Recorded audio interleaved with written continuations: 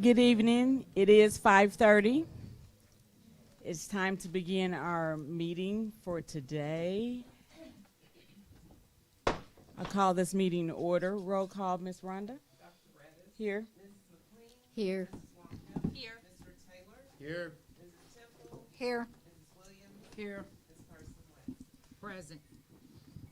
We will have our student invocation and flag salute by Katie Fimple.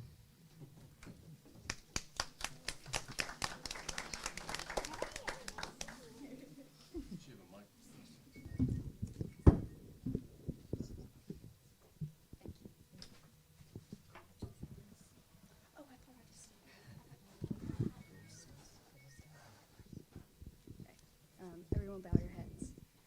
Dear Heavenly Father, thank you for this opportunity tonight and the ability to freely gather. I pray over the members of the school board to receive your wisdom and kindness. Give each of them security and peace as they are making decisions tonight. Lord, we thank you for this community and the support you have surrounded us with. I pray over every student that we get to serve and over the families in our community during this time.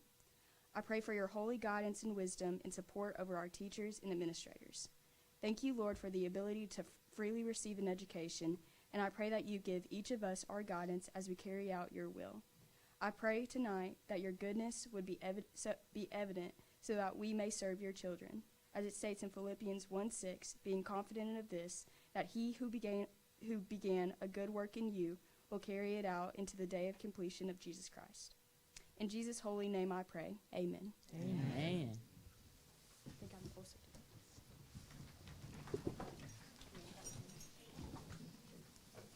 I pledge allegiance to the flag of the United States of America and to the republic for which it stands, one nation, under God, indivisible, with liberty and justice for all. Thank you, Katie. Is your parents here with you?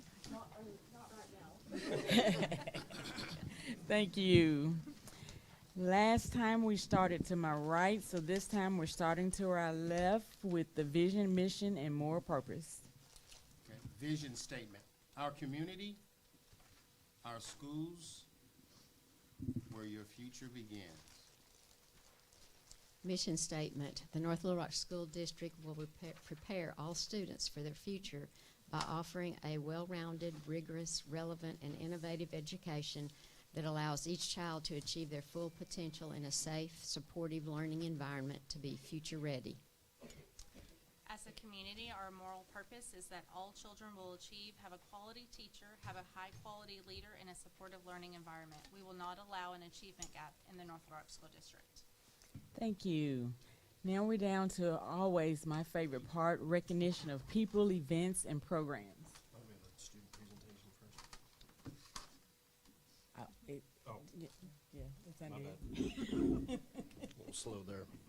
Ain't following that race. Madam President, members of the Board of Education, this is one of our favorite things that we do during our regular school board meeting. And tonight, I believe, will be Dr. St. Louis. If I could have you come forward. I believe that it is the high school and the COE. And we look forward to your presentation, Dr. St. Louis.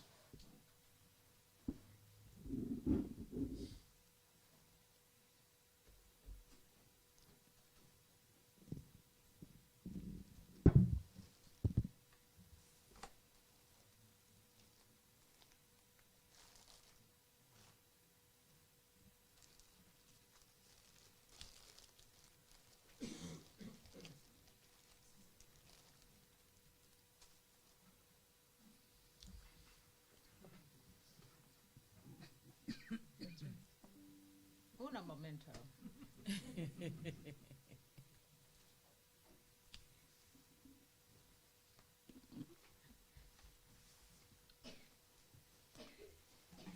Well, good evening, everyone. Good evening. I am Dr. Nadia St. Louis, Building Principal for North Little Rock High School and North Little Rock Center of Excellence. This evening, I have the great pleasure of inviting several of my students up front this evening to talk about the various programs and opportunities we have on my campus.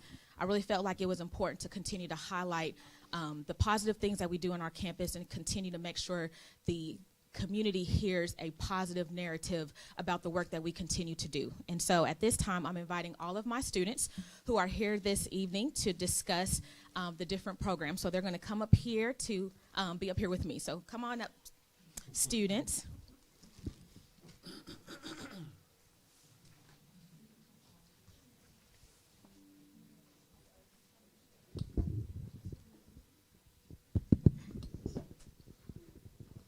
So I did tell my students we were going to have a presentation, but we're going to adjust and monitor. So each one of our students this evening, I'm going to just start. We're just going to go down the road. They're going to introduce themselves. They're going to tell you their name, what grade they're in, what school they attend, whether it's the high school or the Center of Excellence.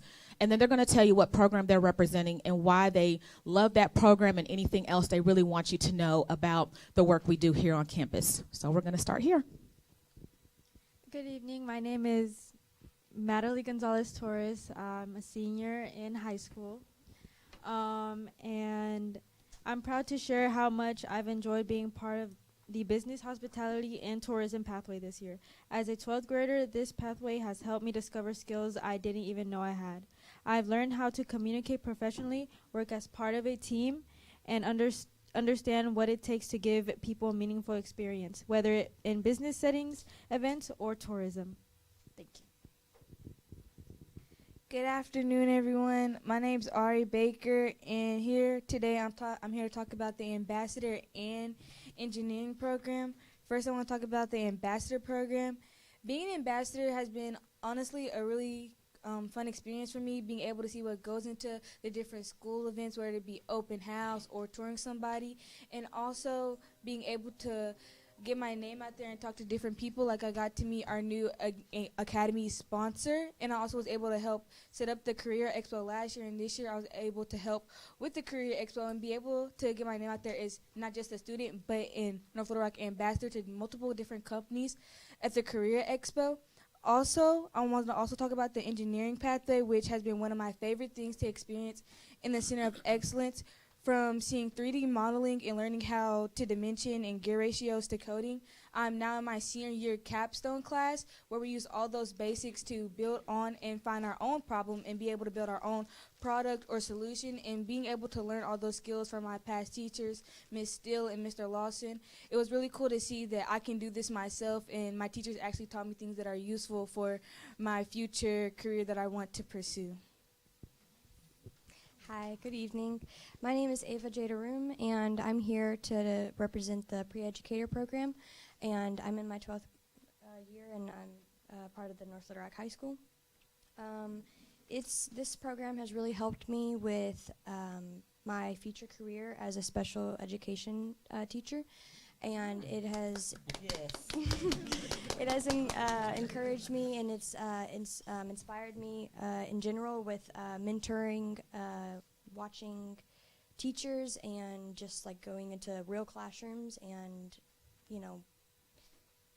looking towards my future. And I've also learned about IEPs and 504 plans and how to engage with different student needs. So. Hello, my name is Kiera Jones. I am in 12th grade, and I'm sponsoring the construction pathway.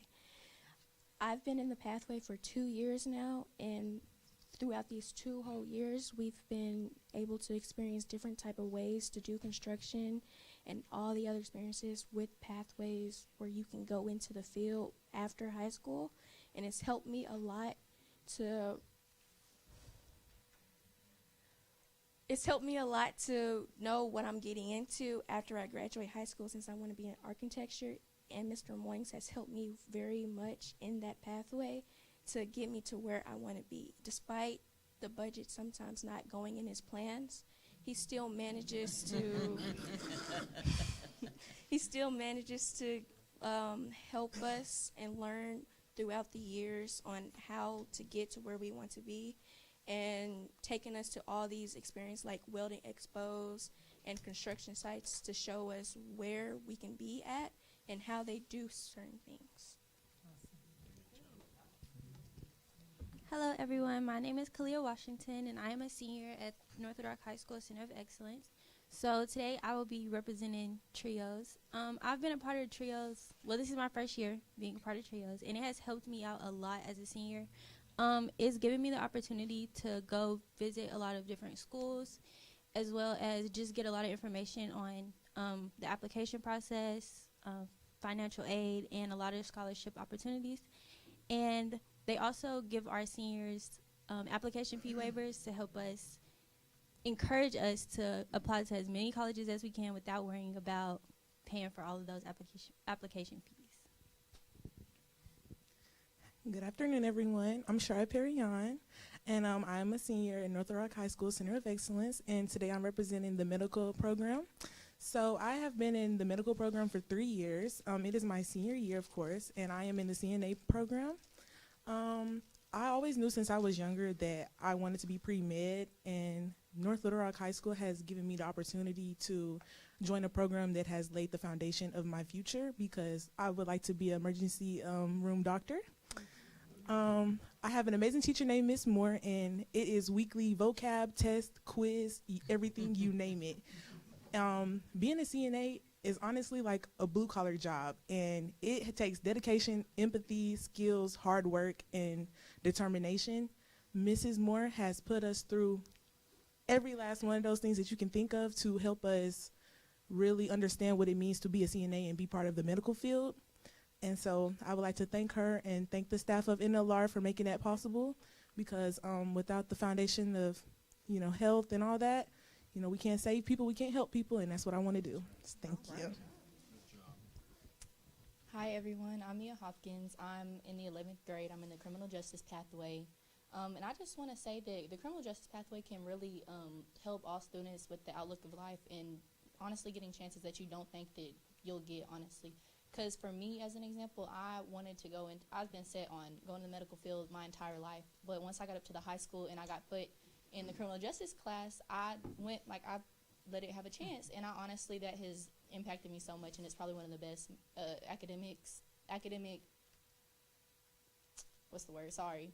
one of the best academic choices that I've made. It has impacted the way that I think and really how I see the world in seeking justice, and really wanting to be in medical for my whole life. It's really, honestly, a really good pathway, and it's changed my entire way of what I want to go into. I've been wanting to be an anesthesiologist ever since I was in middle school, and now I'm looking forward to being into criminal psychology. And I'm really looking forward to that, and it helps me realize that I can serve my community in more than just practicing medicine if I can help figure out how to get the right things off the streets. And most of all, it helps us understand our role as a community. Thank you. Good evening, everyone. My name is Katie Fimple, and I'm a senior at the North Little Rock Center of Excellence. I'm here to discuss the North Little Rock and COE Student Council, where I have the privilege of serving as president, and I've been an active member for the past 3 years. Our organization currently consists of 77 members, and we coordinate all senior events, pep rallies, homecoming, King of the Hill, and prom. In addition, we encourage school pride throughout Spirit Weeks, themes for student sections, banners, and social media engagement. We are also dedicated to community service, which includes our annual food drive, stocking the NLRHS food pantry, and volunteering at the food bank. My experience in the Student Council has taught me important lessons in leadership and service, including effective communication, prioritizing others, and exemplifying school pride. Go Cats. Hi, my name is Haley Meeks. I am a 12th grader at the North Little Rock High School, and I am representing the dance program. I have been in the dance program for 4 years now. My freshman year, I was in Dance 1, and then my sophomore year, I decided to join Dance Troupe, which has opened a whole new world. Miss Pitts is really great about bringing in new people into Dance Troupe and teaching us all different styles. I've been dancing since I was 2 at a studio outside of North Little Rock in Maumelle, and I've been very enclosed in genres, and Miss Pitts has opened up a new round of genres for me, which has been amazing. It also has opened up choreography opportunities for me. I recently, this semester, got to choreograph the tap number for our holiday concert that is coming up on December 4th at 6:30. Hope to see y'all there. And I also just found out that I get to co-choreograph the senior number for our spring concert. So I'm really excited about that as well. But I also realized that the dance class program is not just about dance. It has taught me hard work, dedication, and perseverance through hard challenges that I can carry on into my coursework, which has been amazing. And it's even opened up doors that I have decided I want to minor in dance in college, along with my accounting degree. So I'm very thankful for Miss Pitts and everything she's done and the program that she has created all by herself. So I'm very thankful. Thank you. Hello. Hello, my name is Brianna Wood, a senior student at the high school, and I am here representing the North Little Rock Theater Department. I have been an active member of the theater department all 4 years here, including as an actress, technician, stage manager, and director. I'm also our school's thespian troupe president. When I first arrived at high school, public speaking was one of my biggest fears. And thanks to the department and the support from our wonderful staff, I am standing in front of y'all today. Now I have the confidence to direct my own play this spring, which is very exciting. Come see Radium Girls, everyone. Working in the theater department has taught me communication, leadership, and interpersonal skills. And it's also opened me up to develop lifelong friendships and bonds that I couldn't get anywhere else. Everyone knows that high school can be kind of scary and difficult, but having a place of community where everyone is encouraging and accepting makes it a lot less intimidating because you know there is always someone in your corner. The theater department changed my life for the better, and I know that it will continue to change other people's lives for years to come. Thank you. Hello, everybody. My name is Crystal Della Torre. I am a senior at North Little Rock High School. I am part of DVPA, or as y'all know it, Digital, Visual, and Performing Arts. I am part of the Digital Cinema Pathway, and it is always, always, always the highlight of my week. There is never a dull moment in that class. There is never a moment I don't want to be in there. I'm always happy. There's a great community. Mr. Sella sitting back there, kind of hiding from everyone. He has provided an amazing, amazing workspace for all of us to collaborate, to share new ideas, and just to kind of it creates a discourse that everyone is comfortable learning in and sharing ideas, and it's just amazing. And I always knew that I wanted to do TV and be in the news and be in front of the camera because I like to talk. But knowing that we had the pathway option and it kind of would engrave that into my schedule and I wouldn't have to kind of hope that I got chosen for that class. I always knew I'd have it. It was a great opportunity for me, and I'm very thankful for the pathways that we have. And yeah, I'm just really grateful for TV and glad that I have it on my schedule. Thank you. Hello, everyone. My name is Zoe Jones. I am a freshman at the North Little Rock High School, and I'm here representing the Freshman Academy. The switch over from middle school to high school was very challenging and honestly quite terrifying. The Freshman Academy has helped me to relieve the stress and made the switch less overwhelming. One of the biggest ways that the Freshman Academy has helped me was Freshman Seminar. Freshman Seminar is a class where we are taught all about high school and basically how to get through it. One of the first things we did was go on a tour of the school and learn where everything was, who everyone was. That was very, very helpful. We also get to research about all the different pathways and career options that we have to choose. This also has helped me because I have no clue what I want to do when I get older. Another thing that the Freshman Academy has provided me is a dedicated team of teachers that know me and I can ask questions to. In closing, Freshman Academy has helped me and prepared me for success for the next 3 years. Thank you.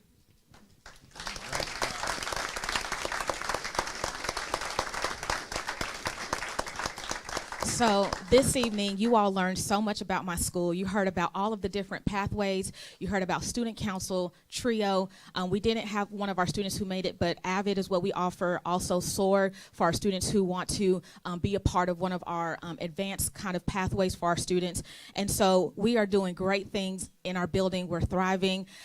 It was by happenstance, but all of these students are females. But I do want to say that this is... I want to just highlight something positive. I'm the second female principal for North Little Rock High School, and so I'm glad to stand next to all of these strong young ladies this evening to represent our school very well. The last thing I just want to highlight is the teachers who are here this evening and all of the teachers on my staff. Our students are where they are because of our teachers, and they are amazing. I'm glad to serve alongside them in the work that they continue to do. Thank you all so much. You all represented our school very well tonight. Thank you, and thank you.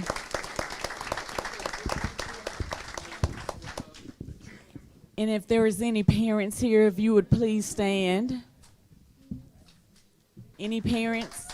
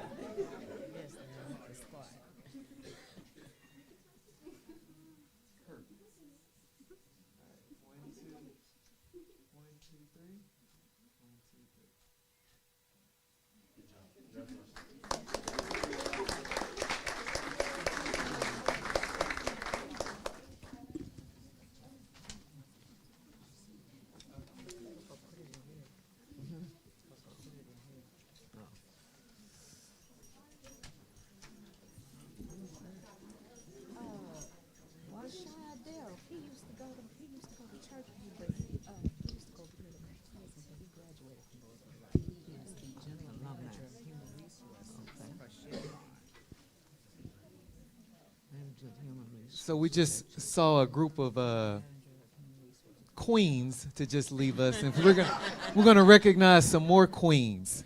Our North Little Rock girls tennis team. Would you all come up, please?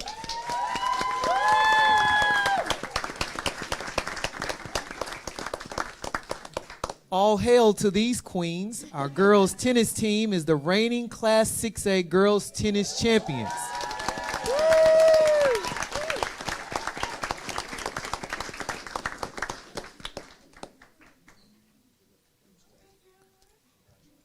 Caroline Jones was the singles champion, and Georgia King was the runner-up. Anna K. Johnston and Emma McEwen, did I pronounce that correctly? McEwen, okay. McEwen were the runners-up in the doubles. All four of these young ladies have earned all state honors. So congratulations to the girls' tennis team.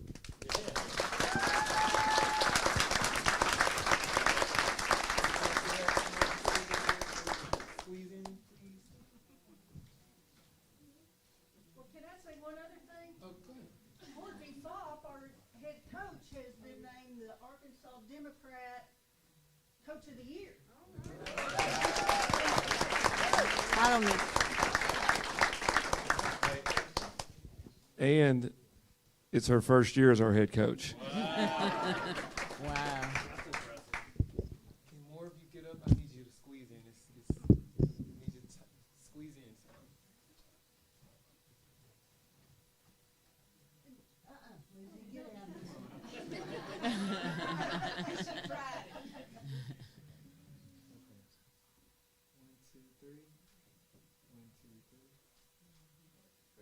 Can we have their parents come up because they are the most dedicated parents I've Absolutely.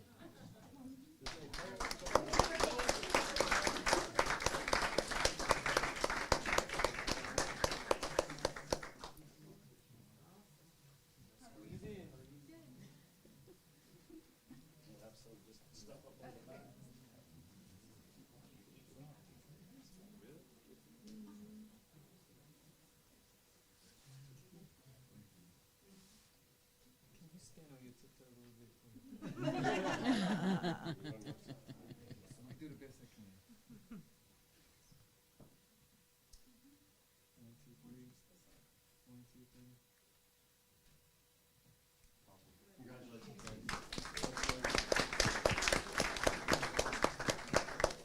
Congratulations. Congratulations.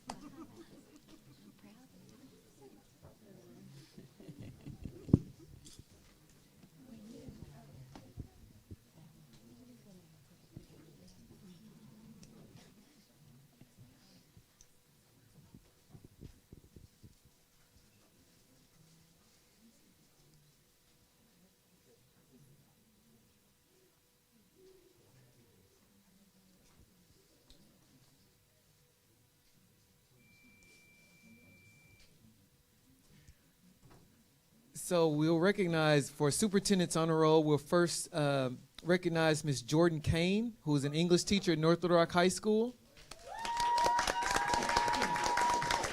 Come on up. She was recommended to receive this award by Ms. Carmen Langston, who is the coordinator of Reading, Literacy, and English Language Arts. She writes the following: Ms. Kane teaches freshman English language arts, but that is not all she does. She also works hard in leading her team in professional learning communities, ensuring that the work is meaningful and focused on supporting one another and moving the students forward. Ms. Kane spends several hours outside of school working on lesson materials, interactive slides, and more. She has also volunteered to help students who aren't assigned to her during the flex period. Students from other English language arts classes can go and see Ms. Kane for help with reading comprehension. She also sponsors the Anime Club, and she serves on the Avid Sight team. When you enter her classroom, there is a tone of respect and care that she uses with her students. Ms. Kane doesn't demand and shout. She encourages and helps. Every student in the class is seen, and she takes great care to engage them in high-quality instruction and classwork. This is only her second year teaching, and she is a treasure to North Little Rock. Congratulations.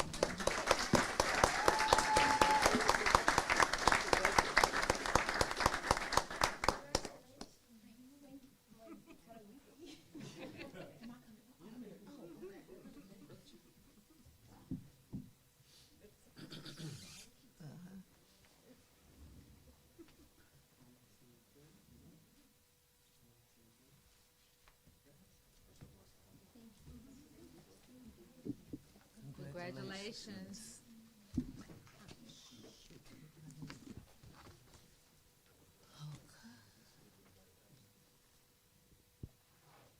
And our next honoree is Miss Brigetta Starks, who is the social studies teacher at the 6th grade campus. And I recommended her. I never do this, but I wanted to recognize her for something.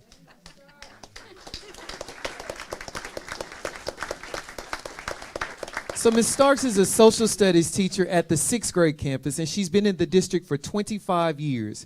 Before teaching at the middle school, she taught at Indian Hills.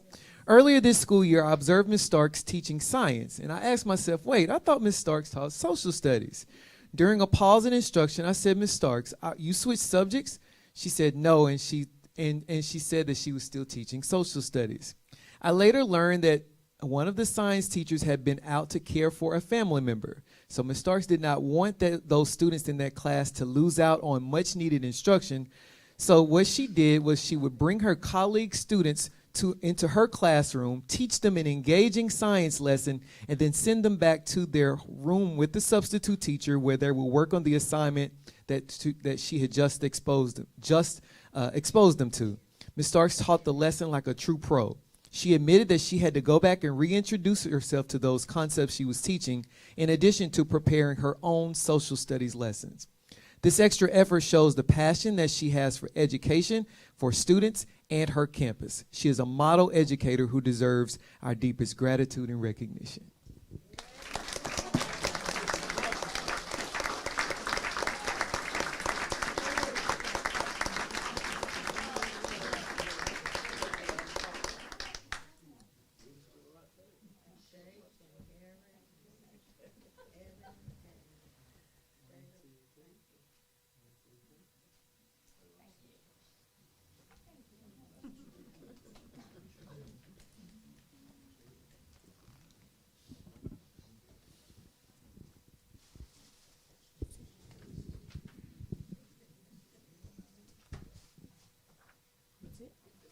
Alrighty.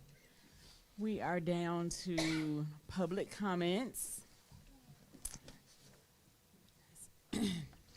Per Arkansas Code 6-13-619 and according to Act 902 of 2025, citizens who desire to speak during public comment must sign in prior and will be called to the podium.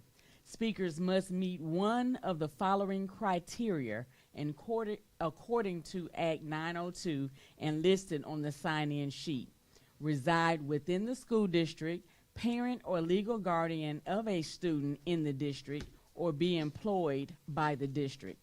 Public comment is not a question and answer period, and as such, school board members and the superintendent do not respond to public comments during a meeting. While we do encourage you to speak respectfully and professionally, further, citizens will have no more than 3 minutes to speak and will not be allowed to make comments that shall prejudice the board of directors concerning student or personnel matters that could come before the board for disciplinary or employment considerations, or that is in conflict with other district policies or laws.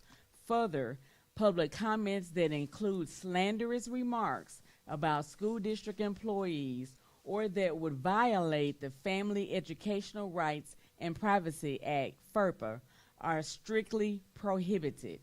Personally identifiable information, discussion of student educational records, or reference to student directory information is not permitted during the public comment period.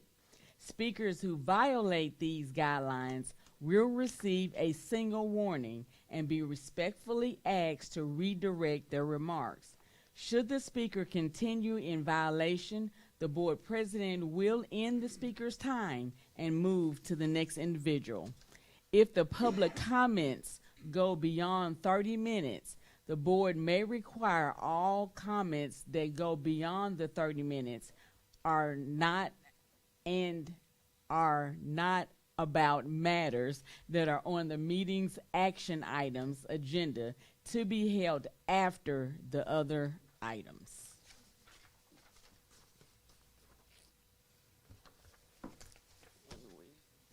So our first is Gwendolyn Jackson.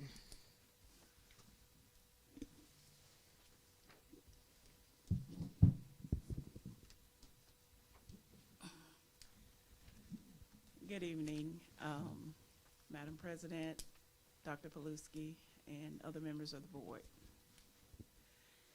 I didn't write anything specific to speak. I'm just going to speak from my heart. And I understand that we have some difficult days ahead and even some more difficult changes that has to be made. And as I wrote on the sign up, the topic that I'm here to speak about is the outsourcing. No, I am not a custodian. I am a classified individual in the North Little Rock School District for the past 10 years. I am not a product of North Little Rock, but I have grown to care about what happens here in North Little Rock. And I wasn't certain tonight if there would be any custodians here to hear about proposed changes that are in the makes, whether they pass or not. But as a member of the Classified Personnel Policy Committee, I wanted to come and be a voice for a group of individuals that have been a part of the North Little Rock School District for a number of years. And I cannot give you, I know there are some longtime members here that have worked for this district, lived for this district, have children in this district, and take pride in working for North Little Rock School District. And so I am here as a voice for them. There are a lot of changes that are going on in the world. And I feel like having the assurance of a job without the possibility, and I know we can't say for certain that even I will be employed tomorrow, but I have that hope that I will be. But with the number of changes that are going on in the world, it's just a peace of mind to know that you can get up the next morning and know that you have a place of employment and you're not standing in a handout line, as we have seen happen in the world. And so my vote is for North Little Rock School District.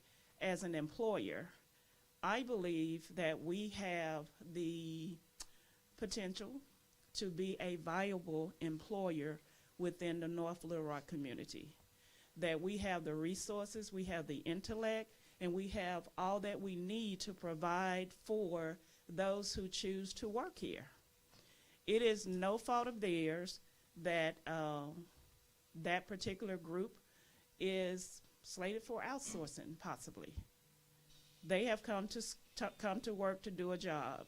Is my time up already? And so I am here to speak for them, that they would be able to continue to be an employee of the North Little Rock School District. Thank you. Thank you. Thank you. Next, we have John Lemon.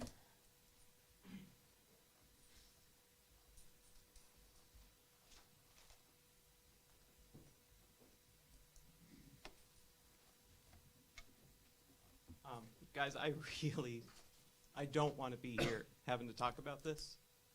Right now, my son is at my school's, Lakewood's Night of Giving, helping to feed the hungry. That's where my time should be. But instead, I have to be here fighting a gay book ban that denies the existence of our gay brothers and sisters in this community. This is my community. I will not stand for that.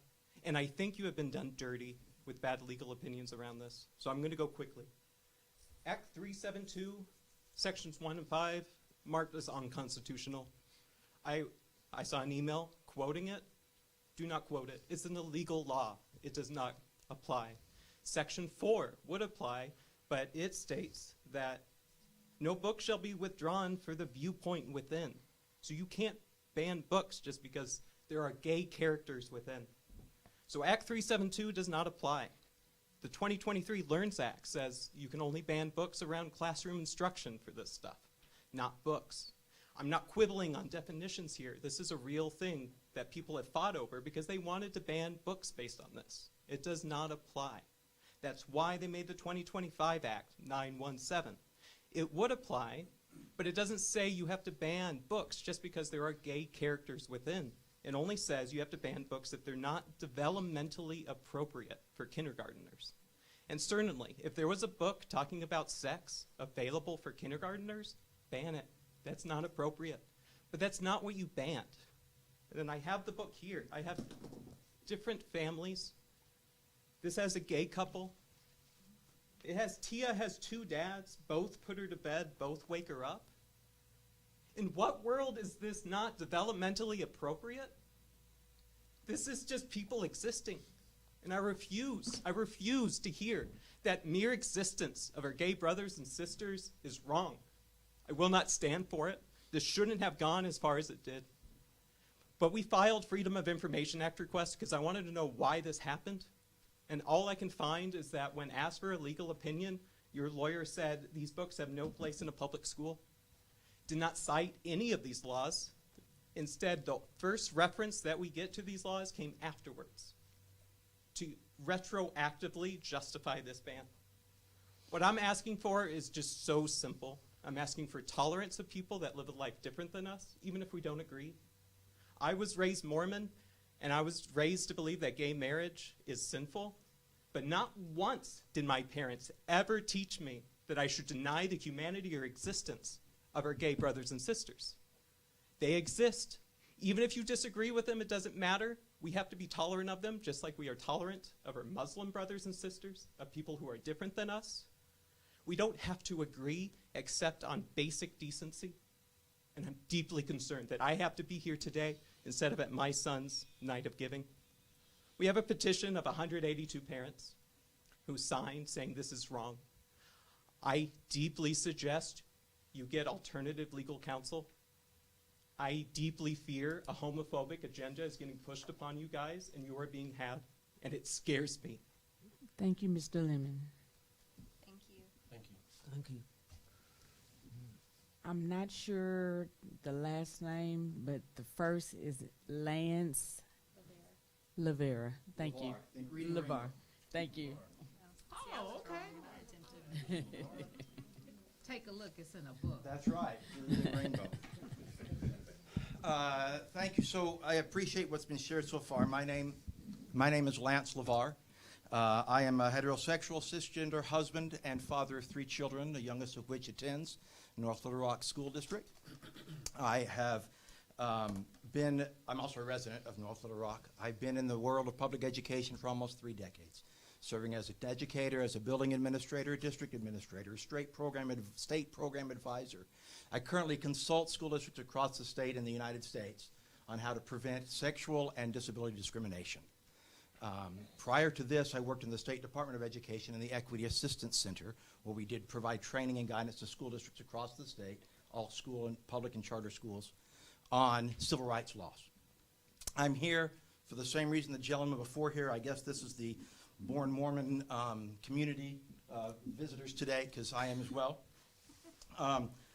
My concern comes to, there are 2 things that were referenced there. A significant, it references books that were taken from ebooks that were taken from Epic based upon LGBTQIA+ content. As already mentioned, a significant portion of Act 372, the law which relates to harmful minors, has been determined and found unconstitutional. In the ruling, the judge wrote, plaintiffs have established as a matter of law that Section 5 would permit, if not encourage, library committees and local government bodies to make censorship decisions based on content or viewpoint, which would violate the First Amendment. The other one that references the LEARNS Act. I was there when the LEARNS Act was passed. I spent many hours actually arguing against it on my own lunchtime because of these types of things that were hidden in there. I've had long discussions with the head of the legal department because Equity Assistance Center was in the legal office. I've had many one-on-one faces with Secretary Oliva, just him and me talking about some of these things. I need you to understand the LEARNS Act specifically states that it is classroom instruction. We talked about what classroom instruction is with the head of legal.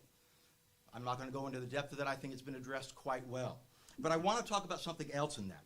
So it talks about banning gender identity and sexual orientation, but it doesn't choose to define it further. So we have to go to Arkansas Law, ACA 616-1006, which is the only place in Arkansas law that defines those terms. Gender identity is defined as an individual's actual or perceived orientation as heterosexual, homosexual, or bisexual. Sexual identity, that's sexual identity. Sexual orientation. Gender identity is an individual's identification as a male, female, or occasionally some other category than male or female.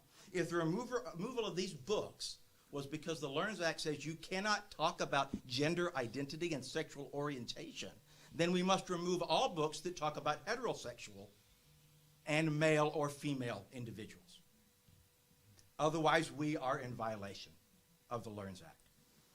The memo that was about this stated it was to ensure that the content available to students is consistent with our community's expectations, and further reads, we affirm the worth and dignity of every student and family in our district and remain committed to providing learning environments where all children feel safe, accepted, and supported. Thank you, Mr. There are LeVar. numerous members of our community in the LGBTQA who feel neither safe, worthy, or supported in this because of this thing. Thank you. Please change that. Thank you. We are down to, that was the last public comment that's signed in. So we're going to move on to executive closed session. Executive closed session per North Florida School District Policy 1.14A stating that private or closed discussions by the board may occur as part of a regular or special board meeting. Executive sessions may be held only for the purpose of considering employment, appointment, promotion, demotion, disciplining, or resignation of an employee, or to discuss matters of pupil punishment if requested by the parent or legal guardian.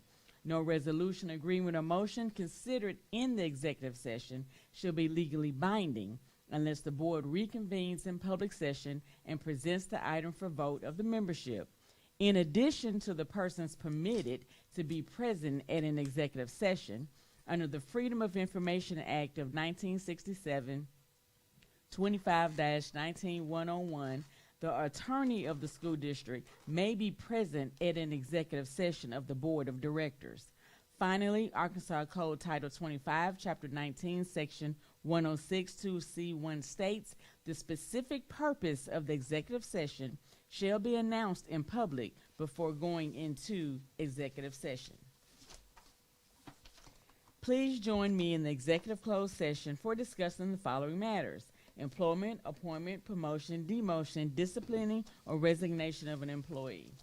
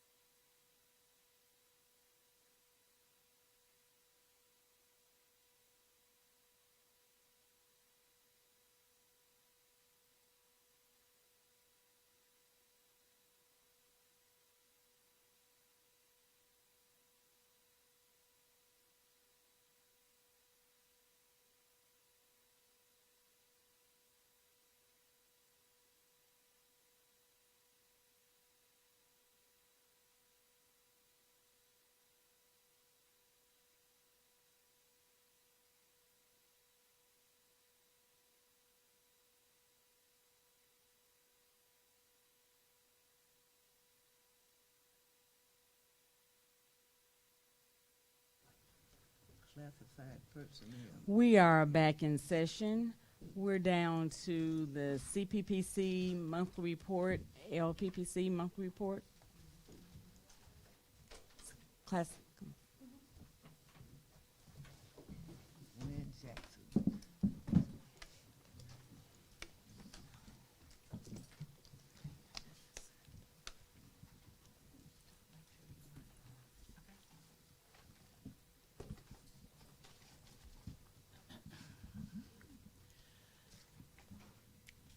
Okay, briefly, this is our meeting minutes for October the 14th, in which I will not, read everything that we talked about.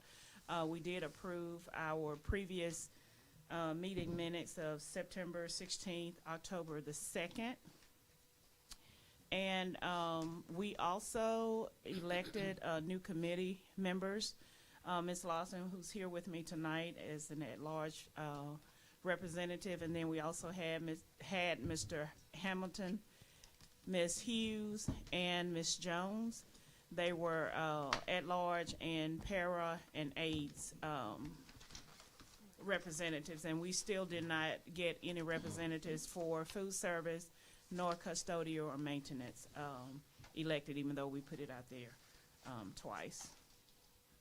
Another item of discussion was the 25-26 school year calendar revision, which we know since has been approved.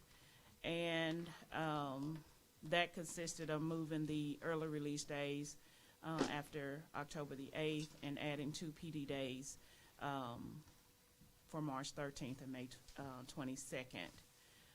Also during that meeting, there was that proposed one-time recurring salary payment, and we also know that that was approved.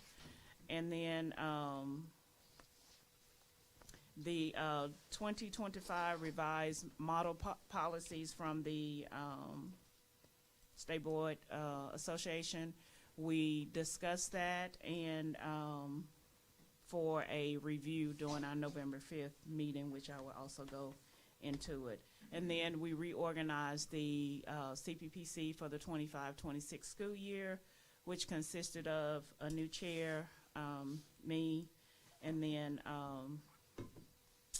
co-chairs, Ms. Hughes, and the secretaries, Ms. Jones.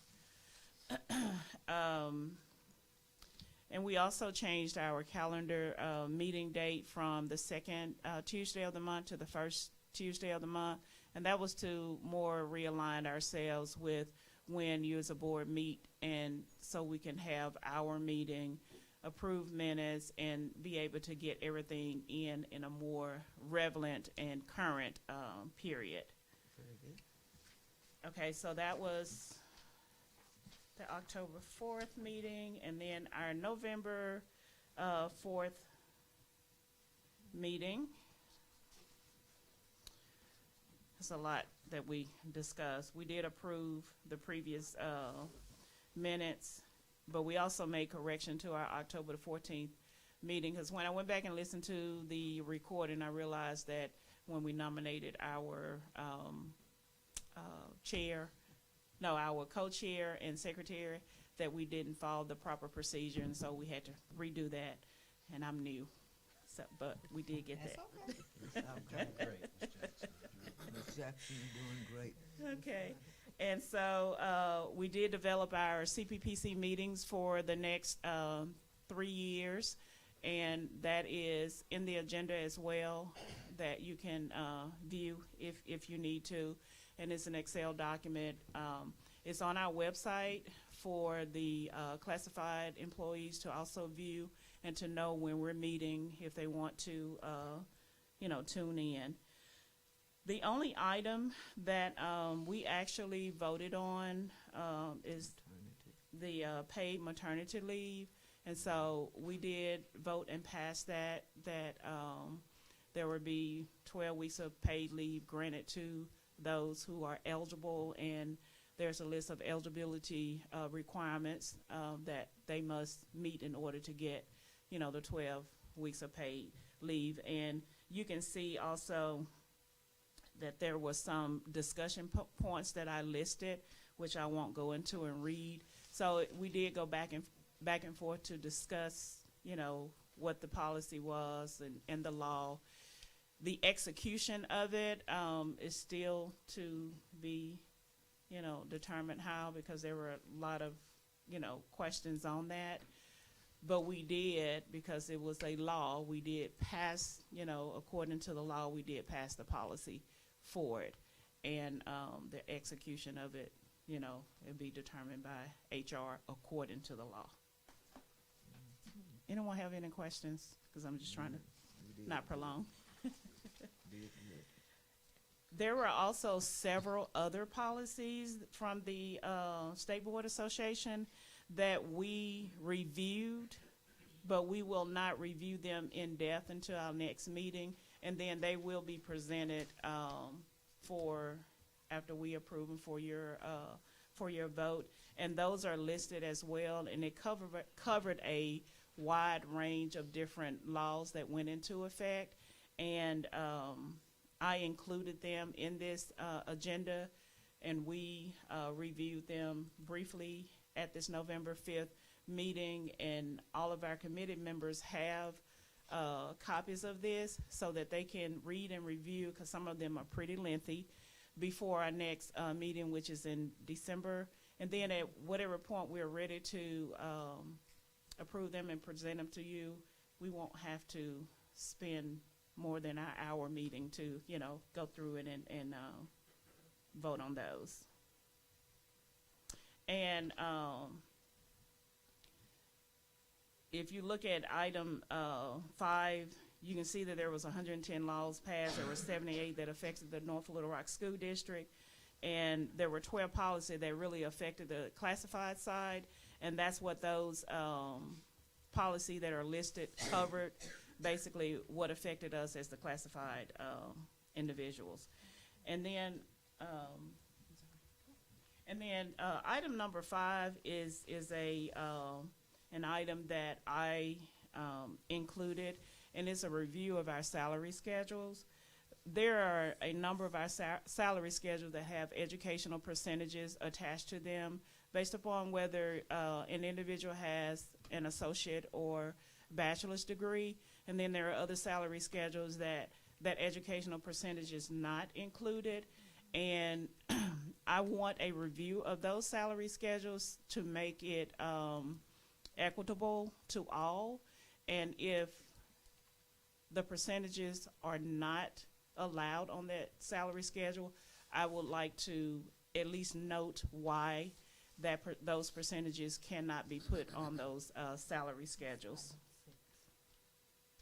Oh, I'm sorry, that was item 6. Thank you, Ms. Lawson. And lastly, item 7 is a proposal that our co-chair presented, and it was basically a recognition of our classified staff to have like a classified employee of the month. And this is something that would be presented to the policy committee based upon who's nominated, and then from that nomination, we would select, you know, employees to be recognized to the board, to the school via, you know, the website, and it's basically a morale booster for our classified staff, because we know that they do a lot in the district that without them, you know, there will be some holes, you know, missing. And I love a clean bathroom, and I'm going to be the first to say. So we just want to, you know, give them their spotlight on what they do, and show our appreciation that way. And we did have one question that was brought to the CPPC. One of the members asked, because there were inquiries made to her on how to bring things to our classified policy committee, that they would like to be discussed and shared with the board. And so my response to that was, by all means, if it's dealing with policy, compensation, or whatever, by all means bring it to the CPPC. But if it's a matter of personnel, and I know, you know, that's not something that we can touch, then take it to the appropriate department. So as a member of the Classified Policy Committee, we are open to have our classified members to bring anything that pertains to them that are relevant to us to discuss. And yes, some of it is hard to, it's like, you want me to go and do what and say, but I mean, their voice needs to be heard. And so we encourage them to do just that, and just to be a relevant member of the North Little Rock School District. And with that, I have nothing else if you all do not have any questions. To my left, are any questions? To my right, are there any questions? You can go. Thank you, ma'am. Thank you, Ms. Jackson. Thank you. Ms. Jackson, Williams, you're doing great. I'm sorry, Miss Jackson. Your time is up. Okay, two fearless leaders, Miss Stoppinghouse and Miss Tatum. Good evening, members of the board, Dr. Redis.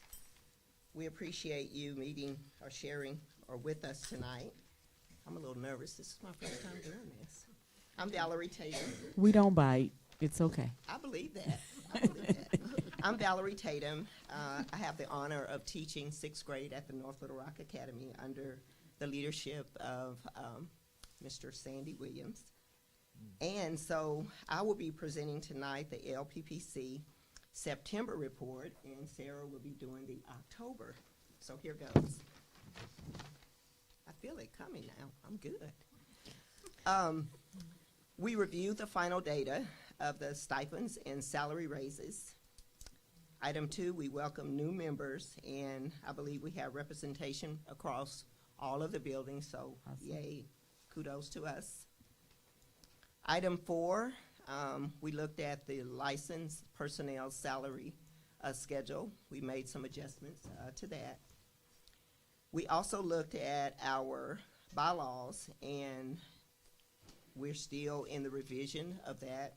We noticed that there was no records of the adoption of the bylaws, so we're still working to try to make things happen as that will come forth. Standard rates of pay for off-contract additional duties for certified personnel. We discussed that. And a big discussion happened around the 3rd grade promotion, around the Arkansas Learns Act, the impact that that will have on 3rd graders across our district. That's going to be retained. So that's a scary point for us. There were some major building concerns that we talked about, not just now, and after Sarah presents, I would like to share some of those that I will be bringing before the board along with our LPPC team that is noised about, and I feel like you really need to hear where the energy is coming from and how we plan to proceed to try to rectify some of that. Sarah? Thanks. Good evening, everyone. My name is Sarah Stummenhouse. I'm the chair of the LPPC committee, and I'd like to go over our October minutes. We had the wonderful Dr. Paluski joined us and explained our early release Wednesdays and how we wanted to get rid of those, and a lot of us had supported that and been wanting to see that happen for a long time because we saw the impact of in our curriculum of constantly missing and our schedules being messed up on Wednesdays, and so it really has helped just to have that consistency across all of our campuses. So we appreciate getting that done and taken care of. We'll be with our students more. We will be able to bank more time with our kiddos, and so we're glad to see this happen. We also addressed the bonus projection worksheet, and Mr. Brown came and presented to us about the money that would be left over for bonuses this year, and so he had reported that we would be getting about $936 per employee for our bonus check this year, which I believe is coming out on the 25th. Ooh, taxes. 5 more days. 5 more days, y'all. Okay, standard rates of pay for off-contract additional duties. We had several people that had been promised that they would be paid for coming in during the morning duty time. And so as that was adjusted for the classified staff, then we brought that up to make sure that the similar things were done for certified staff. So that was taken care of. You guys did that at the last board meeting. We appreciate that. We also looked at the policies that would go along with the stipends, and so we were able to get those passed so that we could get the stipend schedules completely done and new contracts done. And I know that there's a lot of anxious folks that are still waiting on new contracts to come out. So hint, hint, we'd really like to get that done. And then we also talked about finding ways to give credible experience on the salary schedule for those folks that come to us from other non-traditional settings like a college setting or community college or something where they had earned some experience in other ways so that they didn't have to start in step one of the salary schedule. So you guys should be voting on that tonight. We got an update on the maternity leave policy. We had some questions about that and got some legal clarifications on that. And so I'm excited to see this policy get passed, hopefully tonight. And then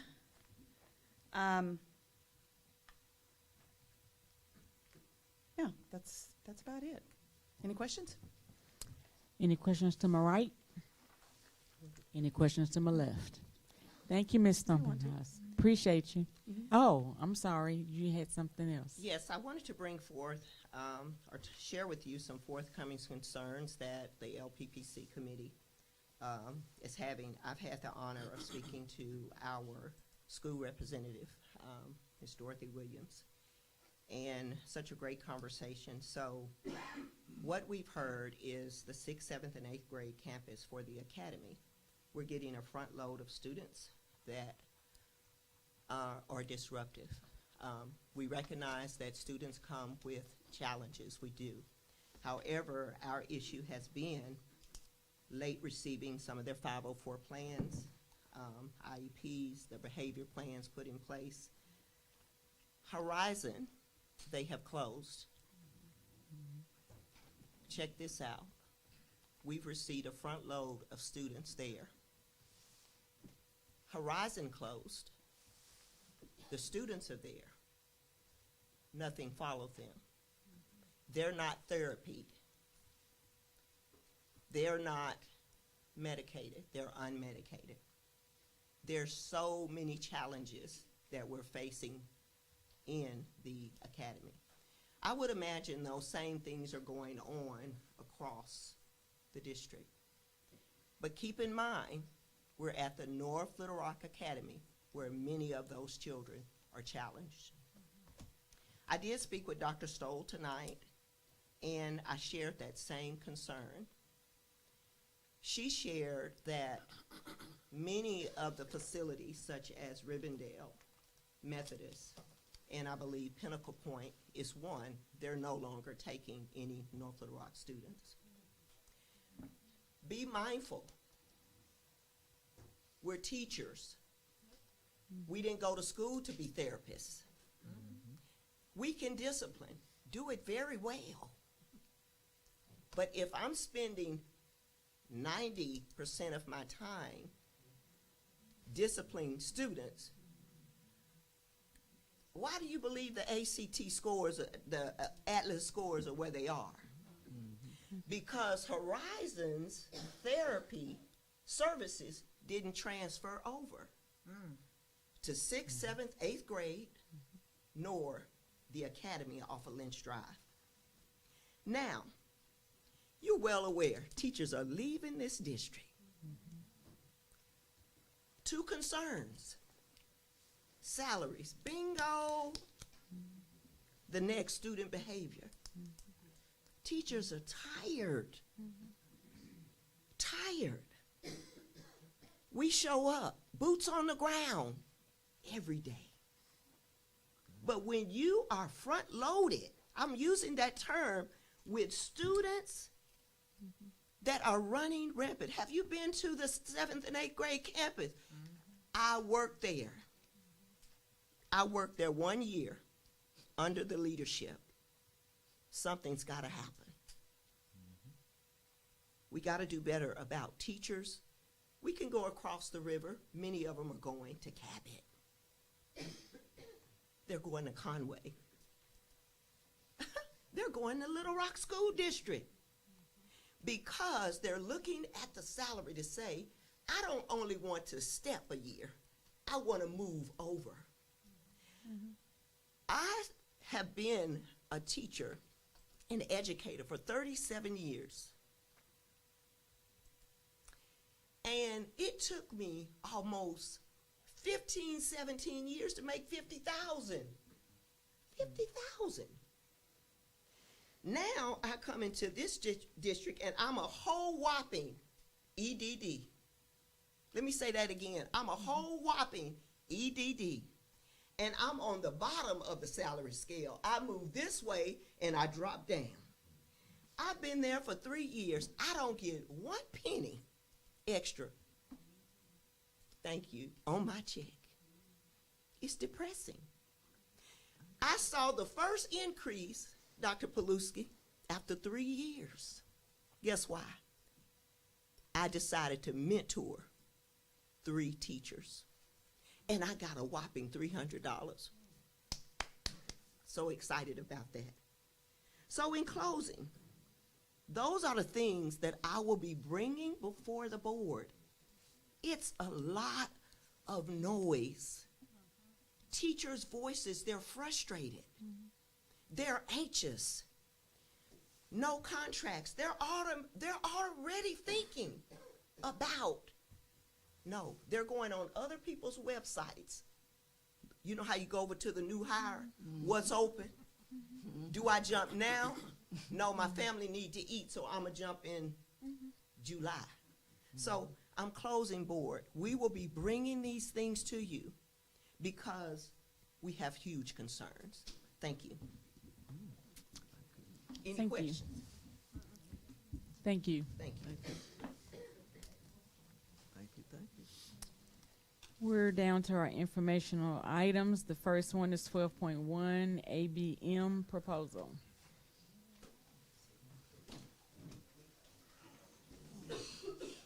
Who is it? Mr. Brown and Colonel, I know that you guys will do all the introductions as this is just an information item for the ABM proposal. I know there's a lot of information in the document that the board has reviewed prior, so I would just suggest after introductions a high-level overview, Please. 5 minutes, and then just we'll open it up for discussion. Yes. Good evening, Madam Chair, members of the board. My name is Scott Stanger. I'm the Chief of Staff to the Superintendent of North Little Rock School District. I'd like to introduce Clark Brady. He is going to present this proposal for possible contracting of custodial services through ABM. And then any questions after that, me and Mr. Brown will handle all the specific ones for the school district itself. Hi, good evening. Superintendent, board president, board members, I want to thank you for taking the time to review our comprehensive custodial proposal. We came with a presentation. It looks like we may not get to cover it as fully as we'd like, but we'll try to be as quickly as possible and answer any questions that you may have. Okay. I'm going to turn it over to the guys to introduce themselves so you'll know the team here. Mark Ryerson, I'm the Senior Regional Director of Operations for ABM. Cindy Williams, Vice President of Sales for the Southeast region of the Education Division. Yes, Christopher Thomas, I'm the Regional Vice President of Operations for ABM. Alan Brown, the Regional Director of Operations. And I'm Jonathan Romines. I'm the Vice President of Operations for the Southeast. And just so you know, most of us guys have been working together for 16 to 18 years, so we've got consistency and continuity in our operations.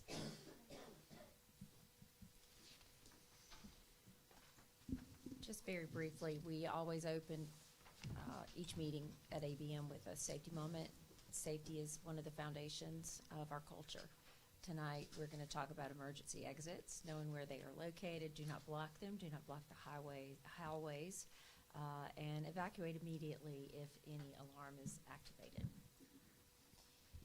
One of the things that we are most passionate about is our moment for culture. And we chose this one appropriately, I hope, to highlight our Team Member Appreciation Week. We recognize our team members and celebrate them every single day, but we do have 1 week every year, a solid week, where leadership from all levels within our organization does nothing but go to the sites, spend time with them, break bread with them, fellowship with them, and thank them for the service that they provide for ABM, but most importantly for those that we serve. Quick overview of who ABM is here within the state of Arkansas. I don't need to read those numbers to you, but that just gives you a quick overview of who we are, where we are within the Southeast and in Arkansas. I do want to point out that we've been in business and serving education clients for over 100 years. We have a 92% client retention rate across our organization, and we serve approximately 3.5 million students every single day. Some of our logos across the state, I think you'll probably recognize many, if not all of those, just to give you an idea. And then we wanted to quickly, a lot of these folks that are on this slide are here with me. This is an extremely strong, transparent, and communicative team. We believe in supporting our clients and being proactive. And I can tell you every one of these gentlemen that are sitting here with me, I see it in how they care, again, not only for their employees, but who we serve and who our employees serve, our most important asset, our clients. And I'm going to turn it over next to Chris Thomas. He's going to talk a little bit about our solution for North Little Rock School District. Thank you, Cindy. So this is just how we're going to do it. You know, we want to make sure that you guys get a good look at staffing and how we're going to take care of your schools. We do have 2 project managers, project manager and assistant manager, that will be inside your school system, making sure that every school is being looked at daily. Day porters, there's 21 day porters that we have throughout the days just to make sure staff is taken care of. Our night positions, we have 2 supervisors identified for the middle school and the high school on top of the management team. We do know that's a large high school out there. And then also floor techs. We have 4 floor techs throughout the system. We also have one of those techs that make sure that the athletics are taken care of at the high school as well. You can see our support staff on there as well. Again, Alan and his team would be the one that would be over taking care of it. He has support from myself and Mark to make sure that everything is taken care of for the school system.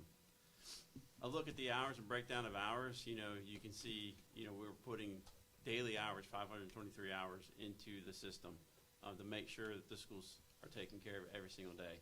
This is including events, so any kind of football, basketball, any kind of scheduled events. If you have, you know, at the elementary school, you have any kind of events there, middle school, anything you guys are looking at, we're taking care of it. So I just want to make sure that everybody sees that, you know, how many hours we have in there. Of course, the management hours and the supervision is in there as well. This is just a breakdown of what each school looks like as well. As you can see, in the yellow, that is our day porters at each building. The blue is where we have our general cleaners in the evening time. Of course, at the high school, you'll see, you know, there's 6 day porters at the high school. You can see that there's, you know, that's where the bulk of the work is being done. Our management team in there, our 2 managers, and, you know, at every single building, we make sure that you have somebody there during the day taking care of the students, taking care of the cafeteria, being available, going through the process. So I want to take just a minute and talk about the transition plan, because this is where we are. This is the most important part for us. Coming in at first and aligning and preparing with everybody here, principals, staff, making sure that we're coming in and having those conversations, going out to the buildings and having the hard conversations of what are we looking for inside the buildings, what areas do we need to focus in on. Our team will come in and put together a floor plan, color code it, and make sure our employees know exactly what their responsibilities are in each area of the building. This is where we prepare. Going into our town hall, this is when we come in and have a conversation with all the employees. We deploy our HR team, our talent acquisition team, myself, Alan, Mark. We all come in and make sure that we sit down and have a conversation for all the incumbents. Every single incumbent here is going to be offered a job to come on board with us. We want to make sure they know the buildings better than we do. You know, so we're going to give everybody the opportunity to come on board and work with the team and become a part of ABM. There's so much growth potential within ABM for the employees in this market to further themselves into supervision, further themselves into management. Mark and myself started as general managers at accounts, and now we both sit as a regional director of operations and a vice president of the company. Through 21 years it's taken me, but I am the vice president. So, you know, there is opportunity within the company for all the employees to move up into our business. Our recruiters, you know, our managers don't do recruiting. Our TA team comes in, our talent acquisition team comes in and does the recruiting. We do know that there is some positions that may come available, and we want to make sure that we have a team in place to take care of those open positions and hire them as quickly as we can. Support to the incumbent staff and our on-site support. Again, we know it is going to be important for us to get over here and have conversations with the current employees immediately and make sure that they know all the benefits that ABM provides. Just make sure you're speaking into the mic because the people that are listening online can't hear you. I'm sorry. So we know how important it is to make sure that we come over and talk with the current employees and show them what what we provide from a benefits package, from employment package, 401k, everything that we are providing the employees right off the start and have those conversations. And like I said, we have HR team that will come in with us, our talent acquisition team will come in with us, and then our management team come in. Then we go into the onboarding training before we even start over in any of our accounts. We do a lot of training for our employees, and this is hands-on training. We bring our partners in, our chemical partners, our equipment partners, and they do hands-on training as well. We also do hands-on training before Christmas, holidays. There's a little bit of different training, and then our summer clean, we make sure that there's training on top of that as well for the different types of activities that go on. So our transition and support team, our field HR, they will be a part of this as well. They are not here today, but they're ready and accessible at any time. So this is one of our town halls that we have. This is where we bring in the team and have those conversations. It's a one-on-one conversation. We don't want the employees to feel like that they have to just sit together. I mean, it's a one-on-one base. They can come in and talk with us and go through any kind of questions that they have with our HR team. It's also time for them to go through the process of, if they need help going through the hiring process and everything like that, we are there for them. And I spoke about the job slotting. Our staffing approach and our job slotting, we want to make sure the employees know exactly what they're responsible for, what areas they're responsible for. And with this job slotting, we know that as soon as they come in, they go to work, they know exactly where they're supposed to be reporting to and where they're going to. And this also allows for us to have data collection. We can focus in on the training. If we're having some problems in those areas, we can focus on the training and what those problems are and help train the employee to get better in those areas. I'm going to turn it over to Mark Ryerson for quality assurance in our programs there. So our quality assurance program, it's a focus on consistency and accountability. It's a simple but effective process. Our on-site management will go out and perform daily inspections. We will also do weekly walkthroughs with our school district contact. Then we go to correcting any deficiencies that come up. And we will retrain the staff and monitor the progress as that goes along. We do monthly and quarterly reviews and identify issues, fix them, and everyone keep everyone informed. Sorry. Next slide. Customer satisfaction. We don't just rely on our inspections. We want to hear back from the school district. We measure success by what our clients have to say. Our surveys are web-based via link or QR code. It's a feedback platform for us to use. It helps us keep track of how we are doing from the customer's point of view. And this is what we call our principal report card. So our summer clean projects, we start early on that. We will be getting with the district for planning in March. That way there's no issues with construction or events you have going on. And throughout the school year, we will do, our dedicated floor technician team will do stripping and waxing of floors, especially during the fall breaks and spring breaks. Christmas breaks, we'll do floor work as far as top scrubbing, hallways, and cafeterias as well. So I'll kind of go over the costing right quick. I mean, just to let you know, a breakdown of the costing. You know, labor 77% of our contract cost. Now, we've got some wages in there that are well above market. And then we have new equipment package coming in. We will be investing $403,798 in new equipment to make sure our custodians have what they need to do their job. And then just to give you a little bit of these are some kudos from some of our current districts. I won't read those, but we've got several Arkansas districts that's been willing to write us letters of recommendation. So, and I'll turn it over to Jonathan, the president, for final remarks.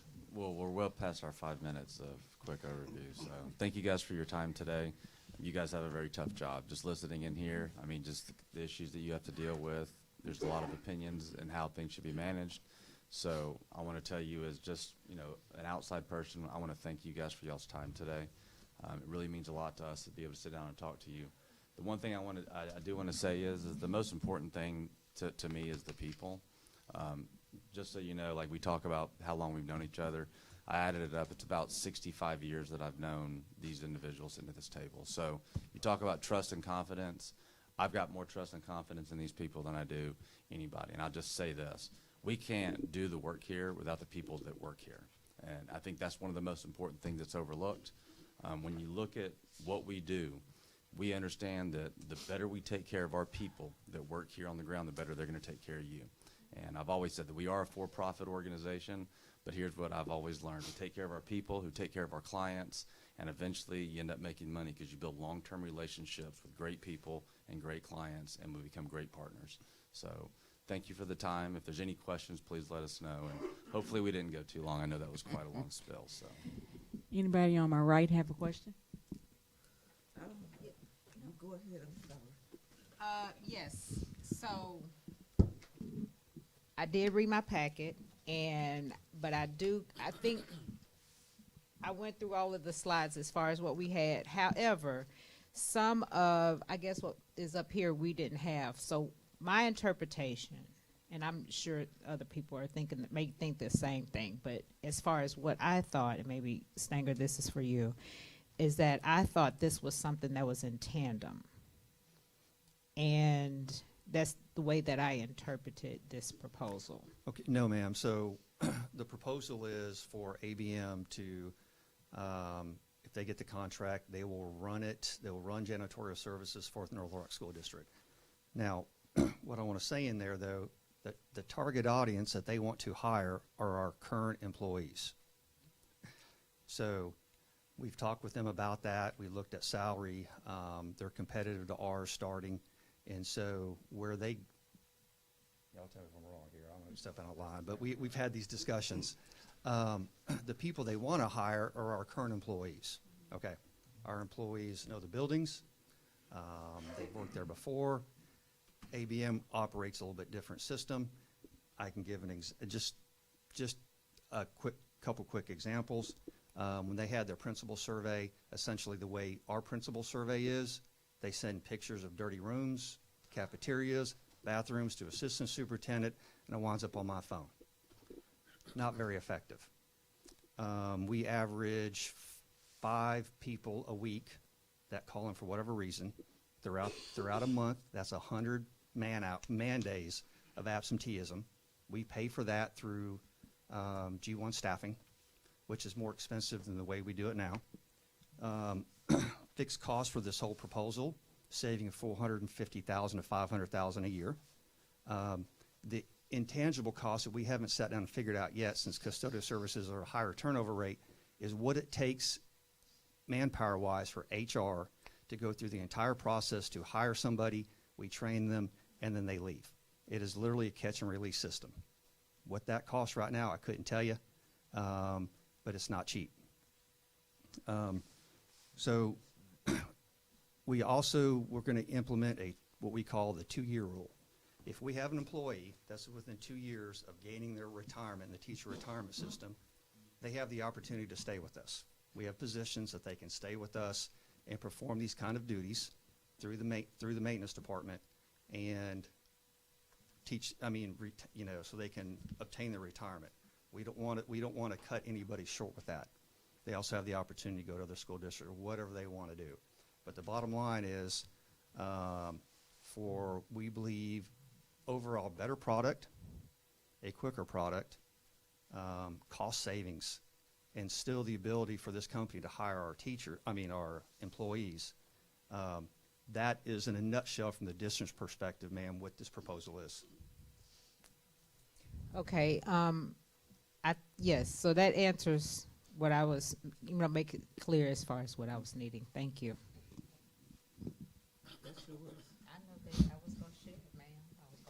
My concern is for the North Rock employees of this district.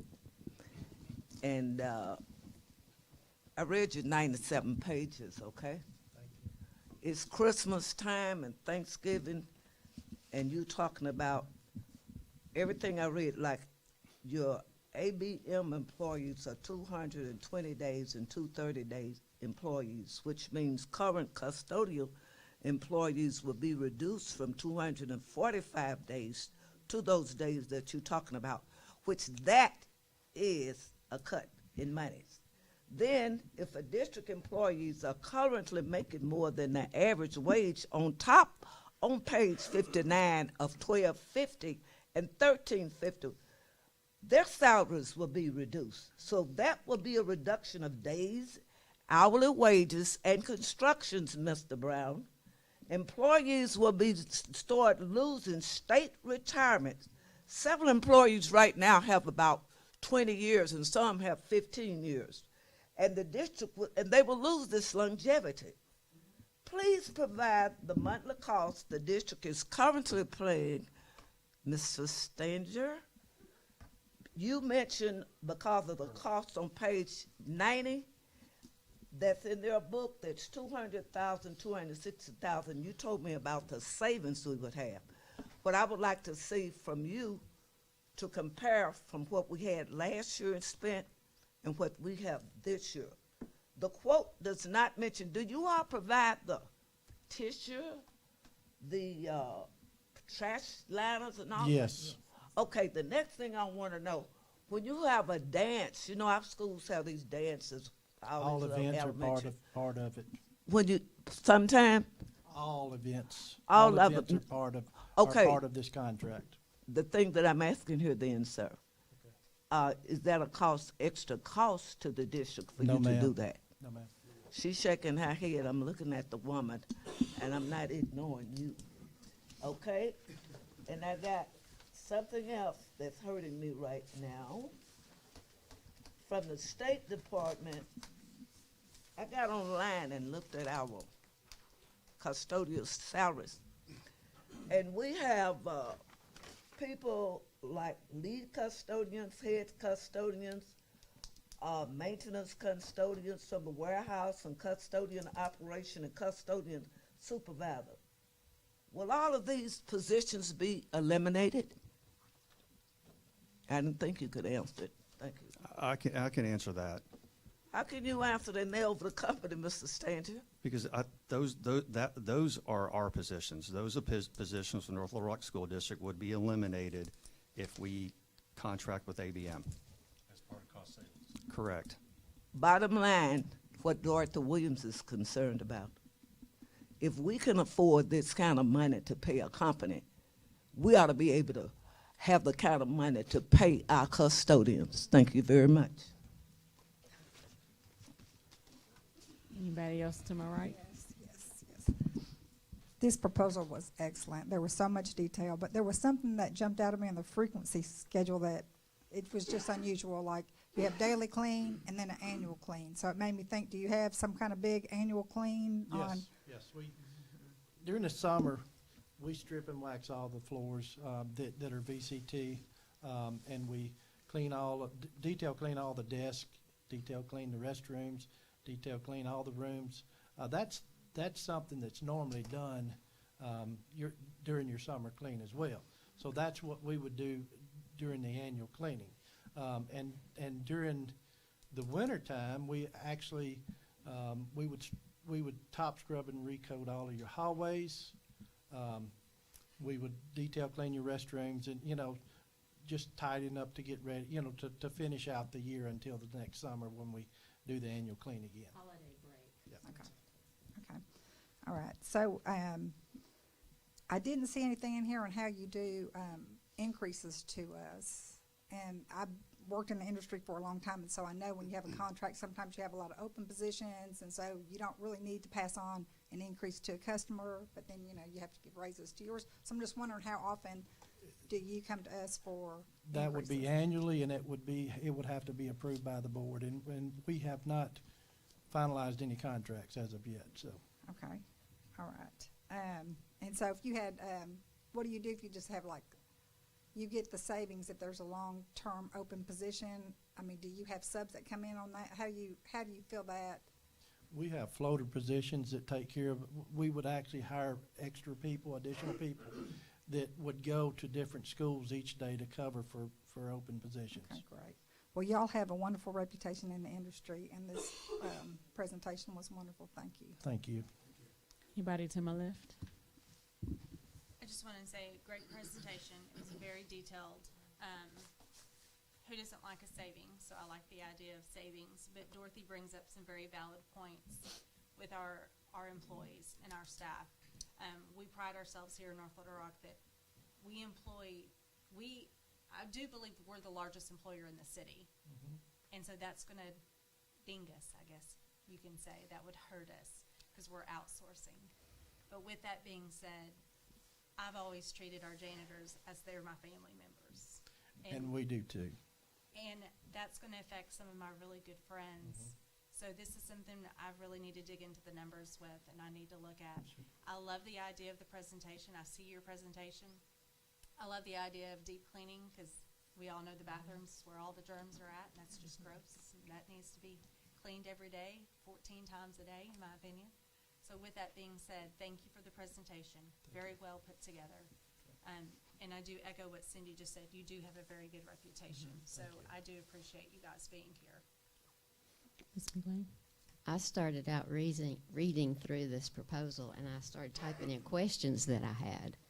And as I read, well, here'd come the answer to the question. You covered so many things in detail in this presentation that maybe I just am now having some questions from the school district on some things. I love that you're going to offer, I want to make this, see if this is clear, you will offer all of the custodial staff a position, or will they apply for a position? How will that work? Okay.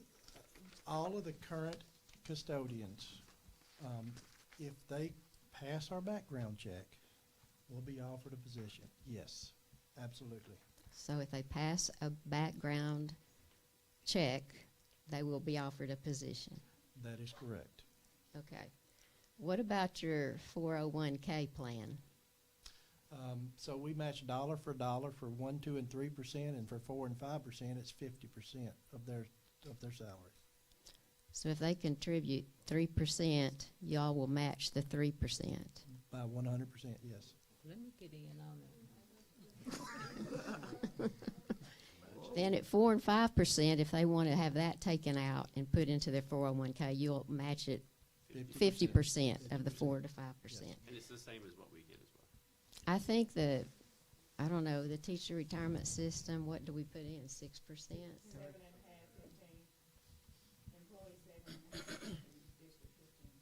Okay, so the employees are putting in 7.5, so y'all would be matching the first 3%.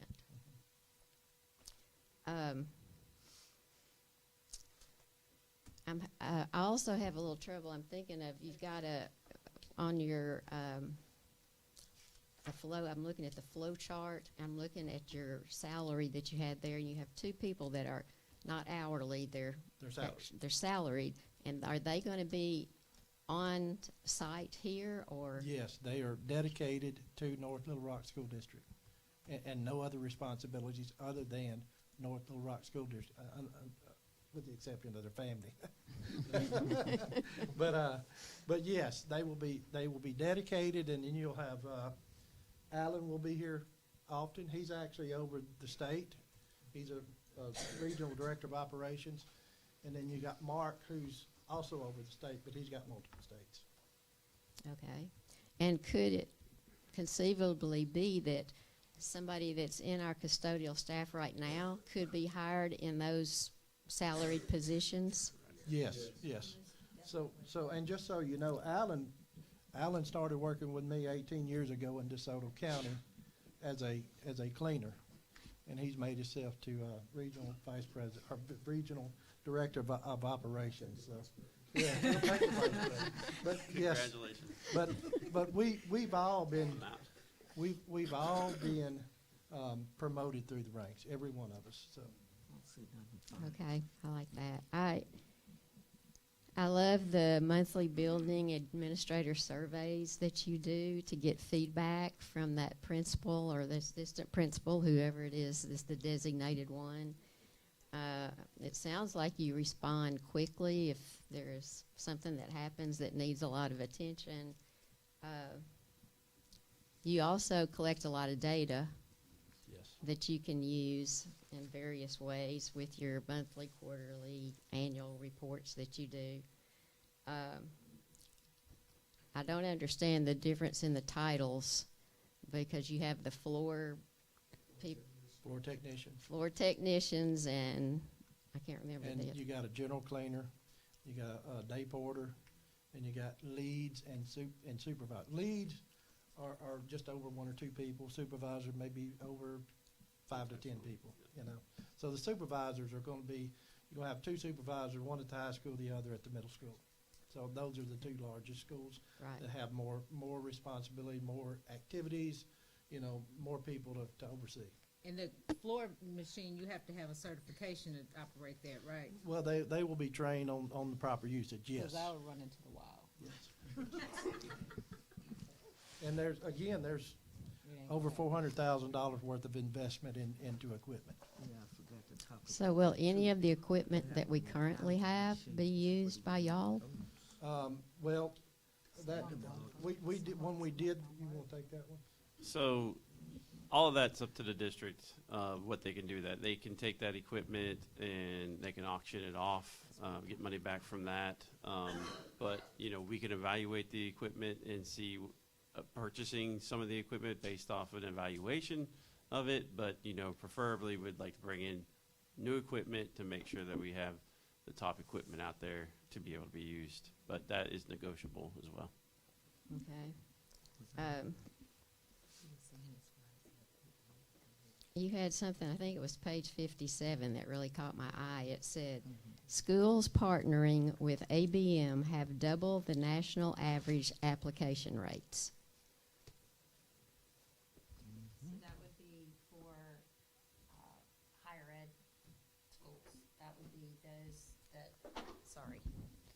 That would be for higher education schools, for Oh, okay, colleges that's and not- university, not necessarily for the K-12. Okay. But we do have statistics showing that for higher ed. But I can tell you that most of the schools we take over improve their state scores because principals have more time to, focus on the main core of education rather than, trying to direct a custodian. So our managers take that responsibility off of the principal. Time is valuable. Yes, it is. And we have some specific statistics around that as well, the time that is taken from overseeing the facility needs from the principals that we could share with you. Okay. I also liked that you had,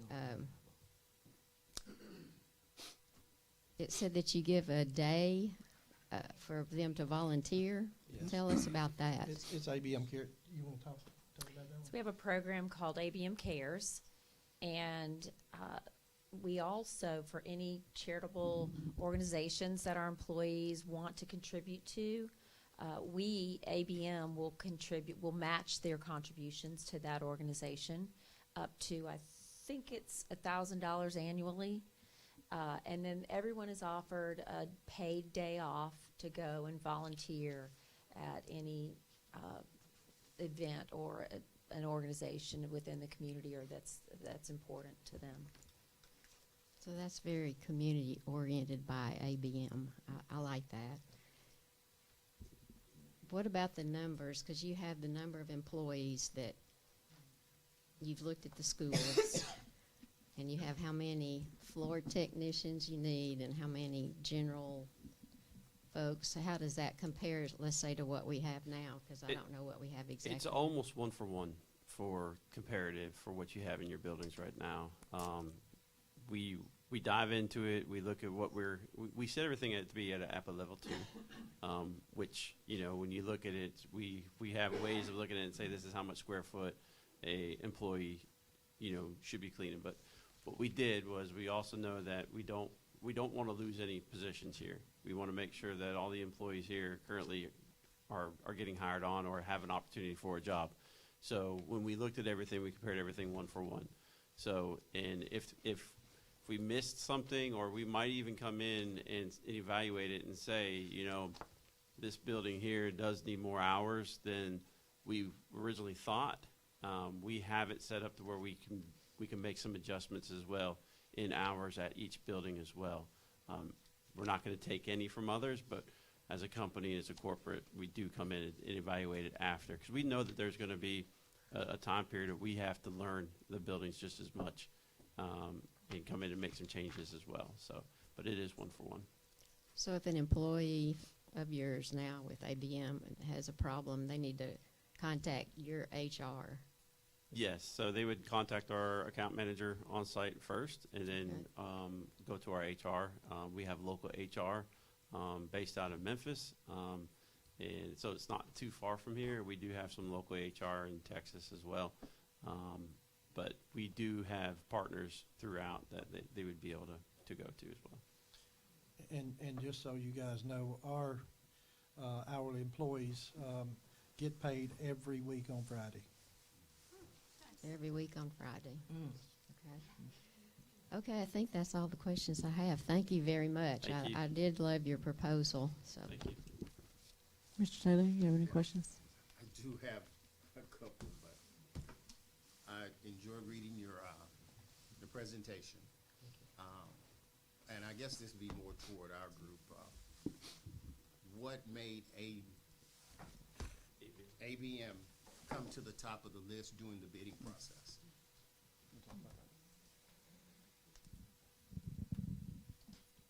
We have been working with the I've been working with Clark for probably over a decade on outsourcing this. There is not a bidding process here. This is a professional service, and we can use a cooperative purchasing contract to do this. So they are a member of several cooperative purchasing contracts, but we have relied on a relationship that we've been working with and analyzing the situation for over a decade. And so we've been discussing with Dr. Paluski regarding this since he's been here, and Clark recently reached out to us, I guess the end of last year. We began that conversation again and got an active proposal from ABM. There was a caveat when we opened negotiations or discussions with ABM, and basically we gave them a target of this is how much we pay and this is how much we want to save. They met that target.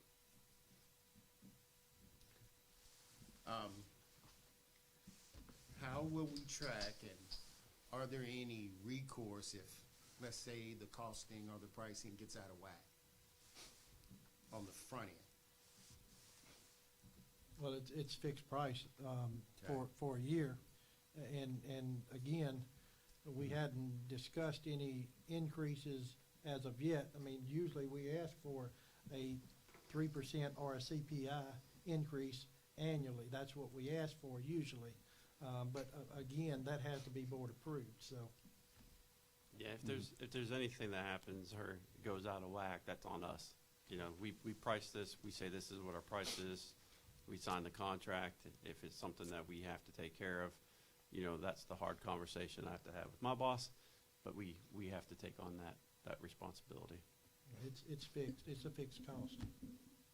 But there's a 30-day out clause. So at any given time, if something gets too far out of whack, you've got an out clause. Yeah. Okay. Are there any process improvement or cost reduction plans or? Mr. Taylor, they're saying they can't hear you in the microphone. Okay. Are there any process improvement or cost reduction plans year over year? So typically we're asking for the 3% CPI. I think that's an important place to start. Those dollars typically go to our frontline staff. So what we're doing is we're escalating the wages. What we've seen over the last, post-COVID, is an escalation of wages that has been unprecedented.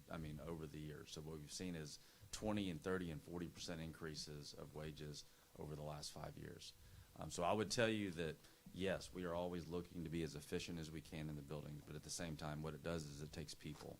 So I would tell you that what we do is we constantly monitor what the labor market offers and bears in all of our active markets, right?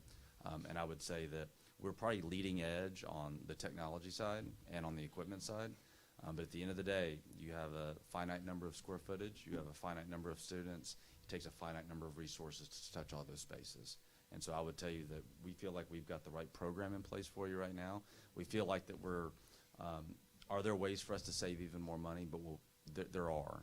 But I would tell you that we don't want to cut service or quality or any of our program, because programmatically we want to provide North Little Rock with a service that we're proud of, that you can be proud of, and that our employees are proud of. And so that's kind of where the number is. And obviously if you're looking to save more money, those are different conversations that we can have beyond this. Okay. Mr. Brown, 3% a year, is that something that we plan or budget for each year? Yeah, that's something that can be planned for if we know that up front, yes. But have we been doing that with our custodian staff? Well, I would say the growth at 3%, no. It's been more like 1.8 or 2%. A lot of our staff, we have graduated rates of pay where employees are hired in at rates, and each year they step. So there's an incurred cost there. Also, the supplies that we purchase, those costs of goods go up year over year. So in terms of a budget impact, our budget for custodial services grows at a rate of about 2% per year. So to answer your question, if we have to plan for a 2% cost, that's about normally what we would incur. If we had to incur a 3% cost, that's something we could build into the in future budget, but knowing it up front would allow us to adjust that budget. And I would say 3% is just the typical CPI that we've seen over the years from public institutions. We've also seen 2%. We've also seen flat budgets, right? And so I think that it's important that we don't have an agreement that in place of what moves forward, and any escalation typically is brought to you with justification behind that, and you guys can see the information. So I just want to make sure you're aware. And just the CPI increase per year with ABM is at a lower start point than what we are currently paying.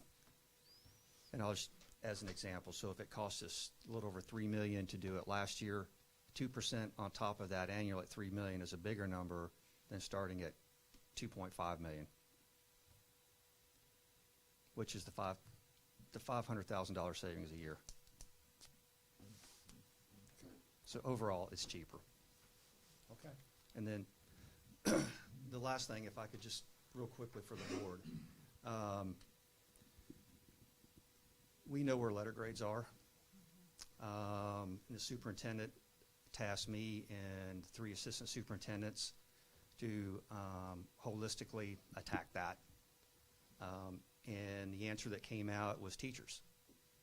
Teachers are the frontline soldiers of this organization. Then it's the principals. And they keep, and you know, I'm not an educator, but the whole discussion was high quality. Well, then the discussion was how do you get there?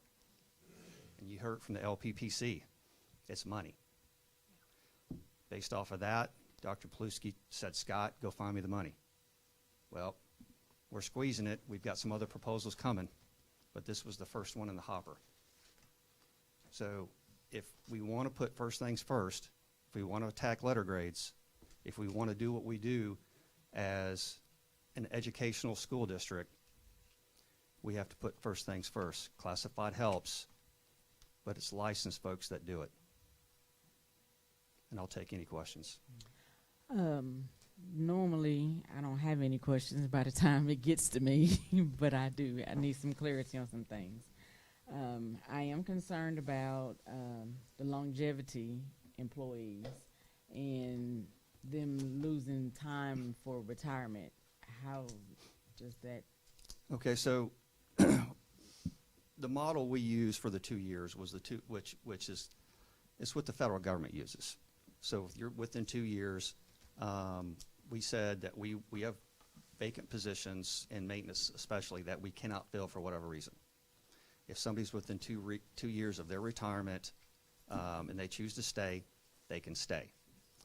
I also know if you're 15 years in, if you're 10 years in, I know several other school districts and other businesses are always looking for those kind of folks too. Literally, our custodial staff with our turnover rate is essentially a catch and release system. It's a revolving door. Do we want, are we going to put people out that are that close? Absolutely not. If they want to stay with us, they absolutely can. But everybody else would be, like I said, the target audience that ABM wants to hire.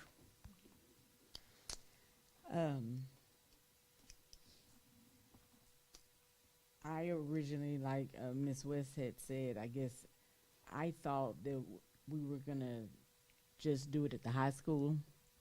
I don't know when it became the district as a whole.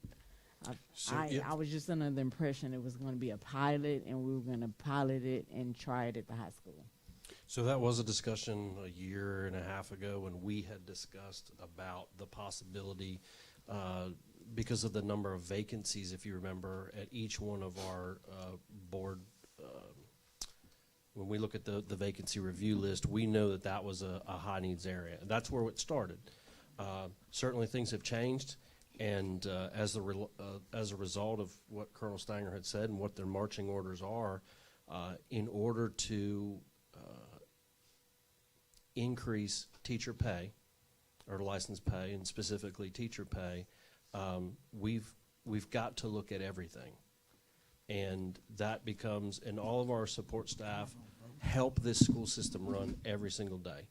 and they are highly valued and appreciative. We all have been fighting and talking, not fighting, but fighting for raises for all of our employees.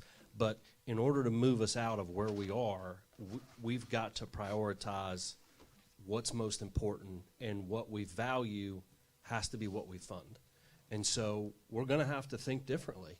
We're going to have to look at things about where we can save in order to get to the bottom line. So this was part of why this is an information item. This is bringing you a whole proposal, as the board has tasked me. Not only one, if you remember last year, the $5.1 million, but at the end of that was also looking for additional ways to save money to invest in our employees. And the last two would be for ABM. Great proposal. Love the packet.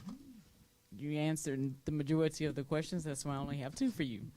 One is, do we pay for the equipment that you're using?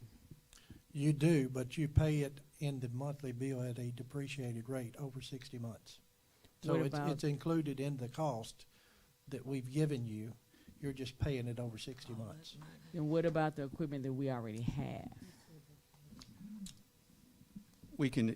There's really two choices. It's a binary thing. So we talk to ABM and see if they're interested in any of it. Like we do with some other stuff that will happen this year and next year because of equipment that we will not be using because we're tearing schools down and building new ones. We have a way to auction that off.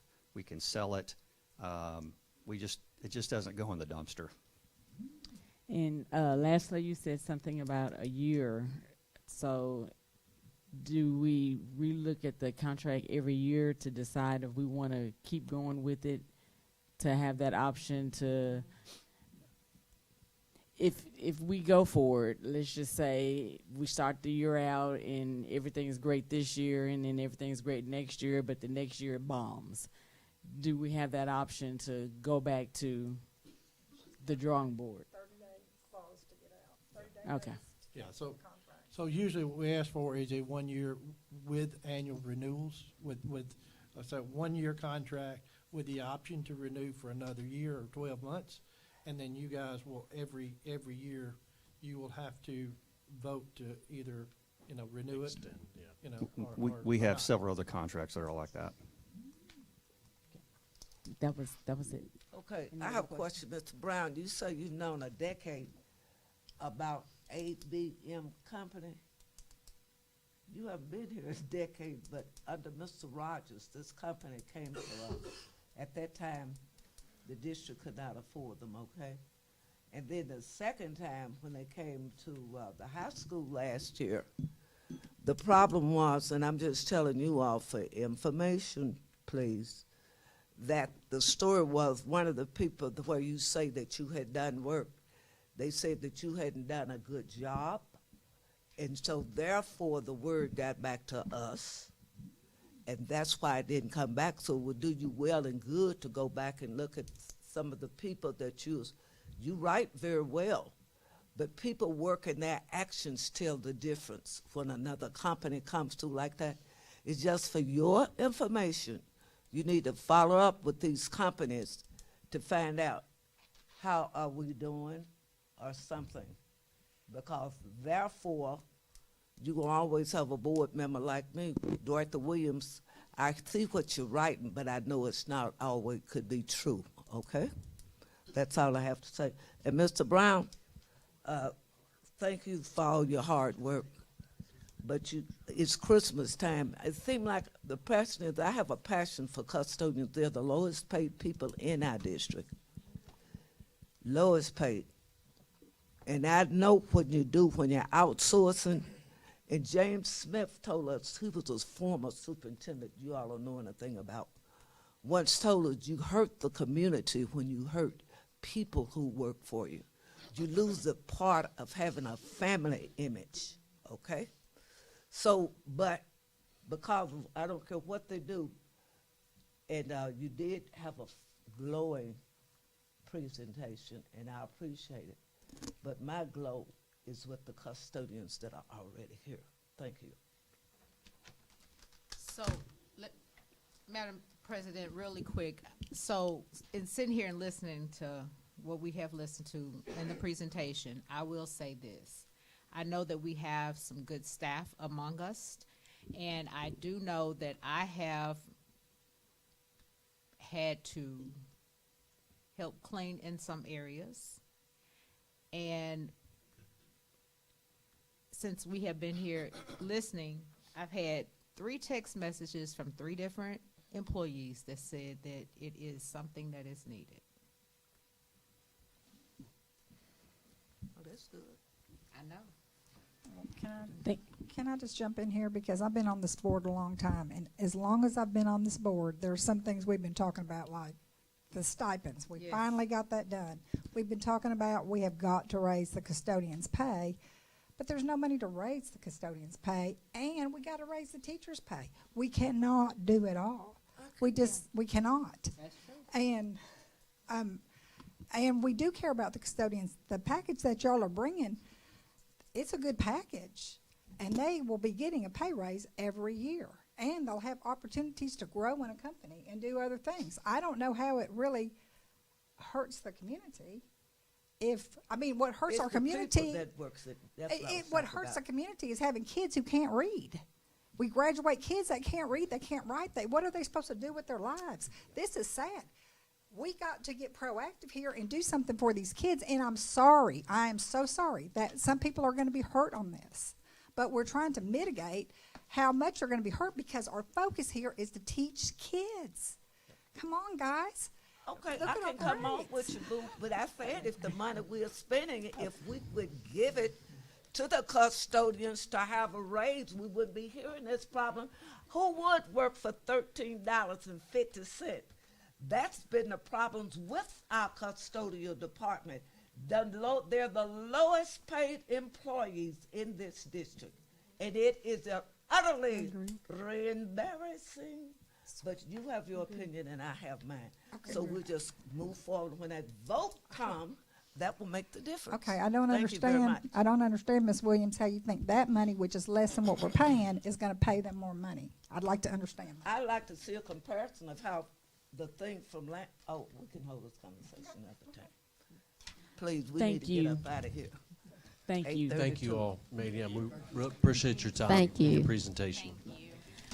For the Tier 3 schools in Cobra Stack Quarter 1, because our employees have been here and you have worked all day, what I'm going to request is that we've all read the packet and we've all read the information. So Thank if you guys can come forward, and if somebody has a specific question for a specific campus, the board member can ask you that instead of you coming to present. Or, Madam President, if there are any questions, we could just, if somebody has a question about a school, then that individual could come up. If there's no questions. That'll work as well. Would So that be okay? that'll work. So to my left, does anybody have any question of any school in the information? Nobody has any questions? Great. To my right, does anybody have any questions? I don't have any questions, so you, Dorothy Williams, she said, wait, hold on. Well, I was trying to pull my presentation back up. Y'all. What presentation? No.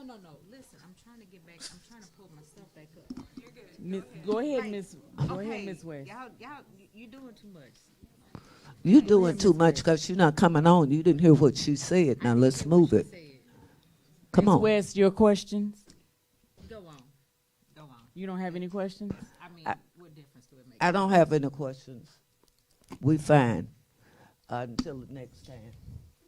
Principals, thank you. Thank you for all that you do. I am so sorry that we kept you here this long, but know that the information that you provided was needed. We wanted to know the statistics. We wanted to know all this information, so your work did not go in vain because we needed this information. But however, due to the timing, we're trying to get out of here. We're trying to get y'all home so you can get to your families. So I thank you for your time, and I thank you for sticking around and with us. Thank you. Thank you for coming. Thank you, school leaders.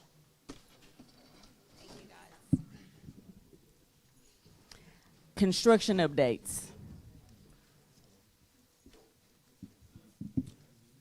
I know, Colonel, you're going to keep that at high level. This is 60 seconds or less. The number Wait, one. wait, hey, let's wait for. Yes, for them to.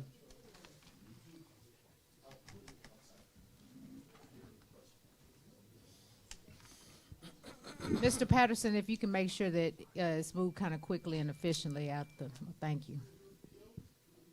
And quietly as possible. 60 seconds or less, Colonel. Okay, the number one detriment to construction right now is deer season and the holidays. Subcontractors simply don't work during deer season. The deer eating the product? Just like my CFO. So where we are, so that was all planned into it. Where we are is there's nothing but dirt, which used to be the 500 building, the auditorium.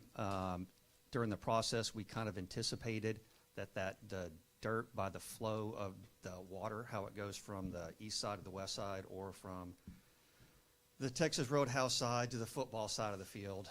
If you can imagine, basically almost like an underground creek that goes through there without actually being a creek.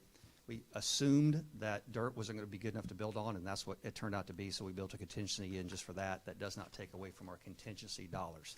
That has driven the first change order, $652,000. So what happens now is they'll do an undercut. Think of a big bathtub. It goes 5.5 feet down, hit sandstone, put new gravel, new dirt in. We can do construction on top of that. So we thought that could happen. It did happen. We had a plan for that. That is what's currently going on because of the holidays and hunting season. The unofficial holiday. Yeah. We will start the bidding for the new subcontractors that come in. The bid process will start on the 2nd of January. That gets more people interested, and that process goes for about 2 weeks. NABHOLS runs that for us, and because of that, based off the current timeline, it's still holding. We expect to start building vertical at the end of January, very beginning of February. What are your questions? I believe that there was some construction questions, Mr. Taylor. Yeah,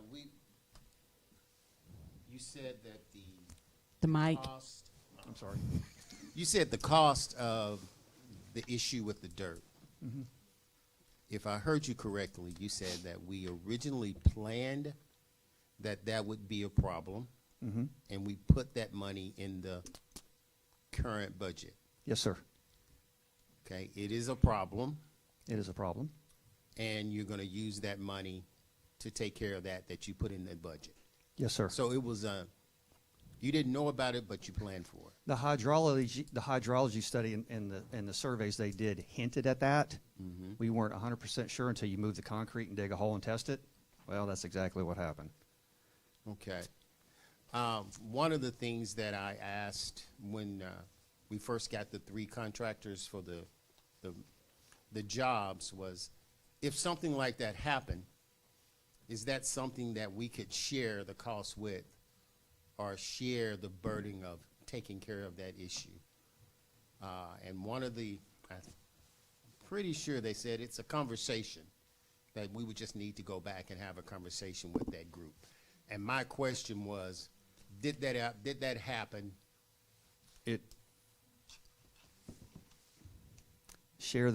I'm assuming you mean share the financial burden with the contractor Yes. themselves. Yes. If they were to build something wrong, yes, that's one thing. We're the property owner, and the problem isn't what they brought in. It's basically our dirt. So no, they don't bear any cost sharing whatsoever since it's our property. Sir, I understand that. Mm-hmm.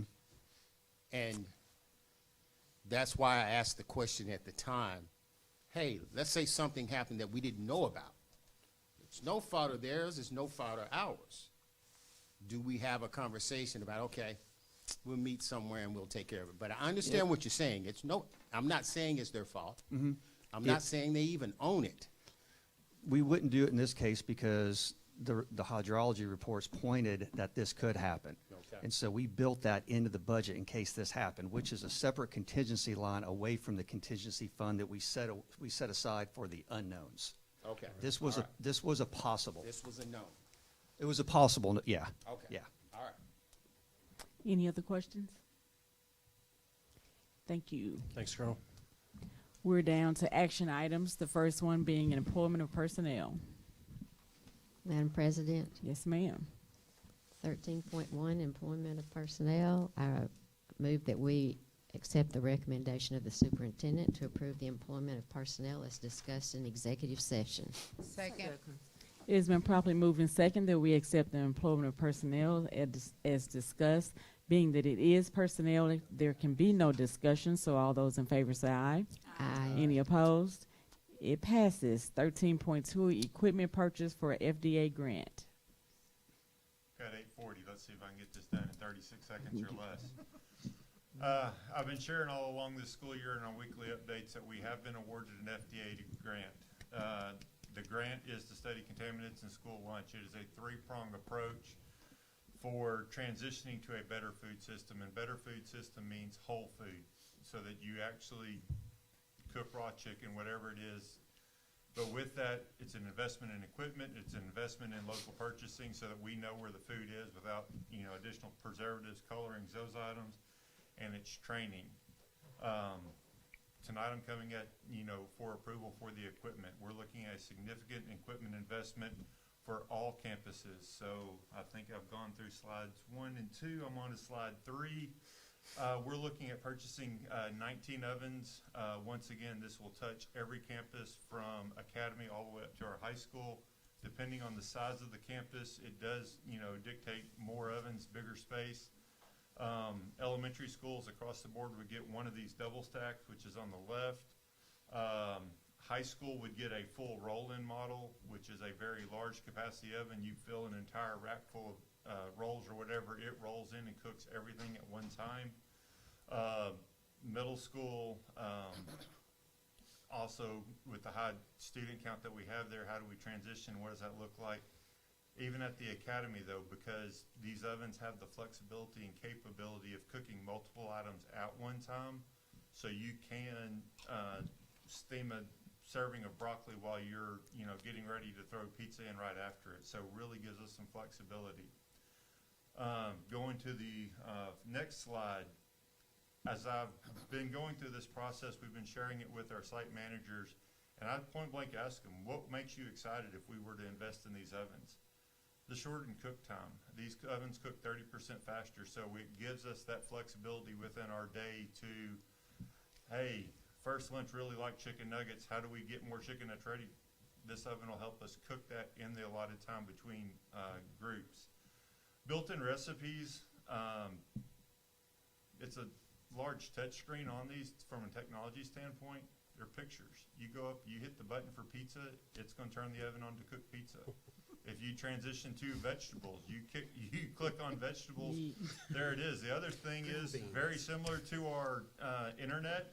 There's a gold star, so as we identify North Little Rock recipes, you hit the gold star, and it's going to be our recipes that we develop in-house. So Awesome. as we deal with ESL employees, English second language, how do we transition? We have communication barriers. We have all of that.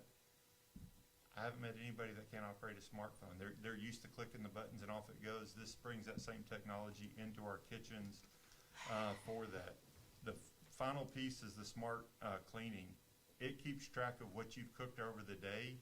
If you've steamed vegetables all day long, that oven's not very dirty. If you've run it like a barbecue and you've cooked pulled pork and you've really dirtied that cabinet, the oven knows it. When you get to the end of the day and you hit cleaning, it says, hey, throw in 4 blue tabs, throw in 3 green tabs. It shows a picture of where you put them in the chamber.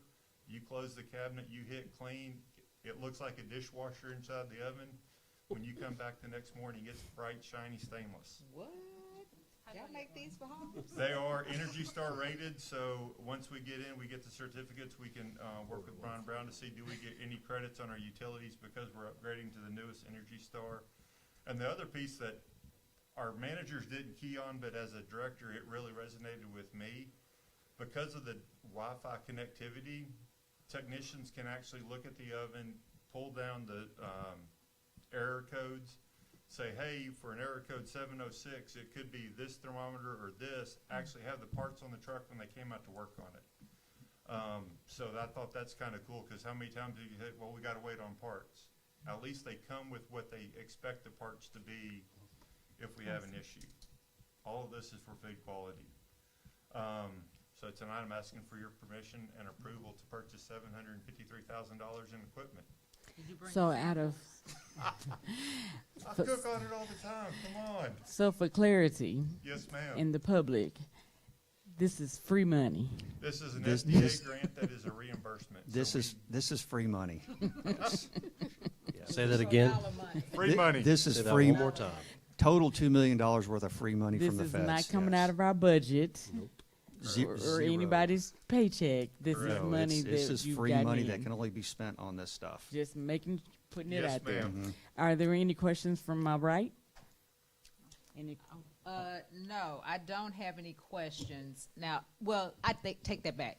What happens in the event, say, if we have like a Wi-Fi or internet issue? What happens as far as the ovens or the? Ovens are not dependent on Wi-Fi to work, but the Wi-Fi allows us to do an update. The recipes and all that So stuff. if I have a manager's meeting and we're sitting in my office and say, hey, these sweet potatoes were okay, but they just weren't crunchy enough. They didn't have the topping wasn't right.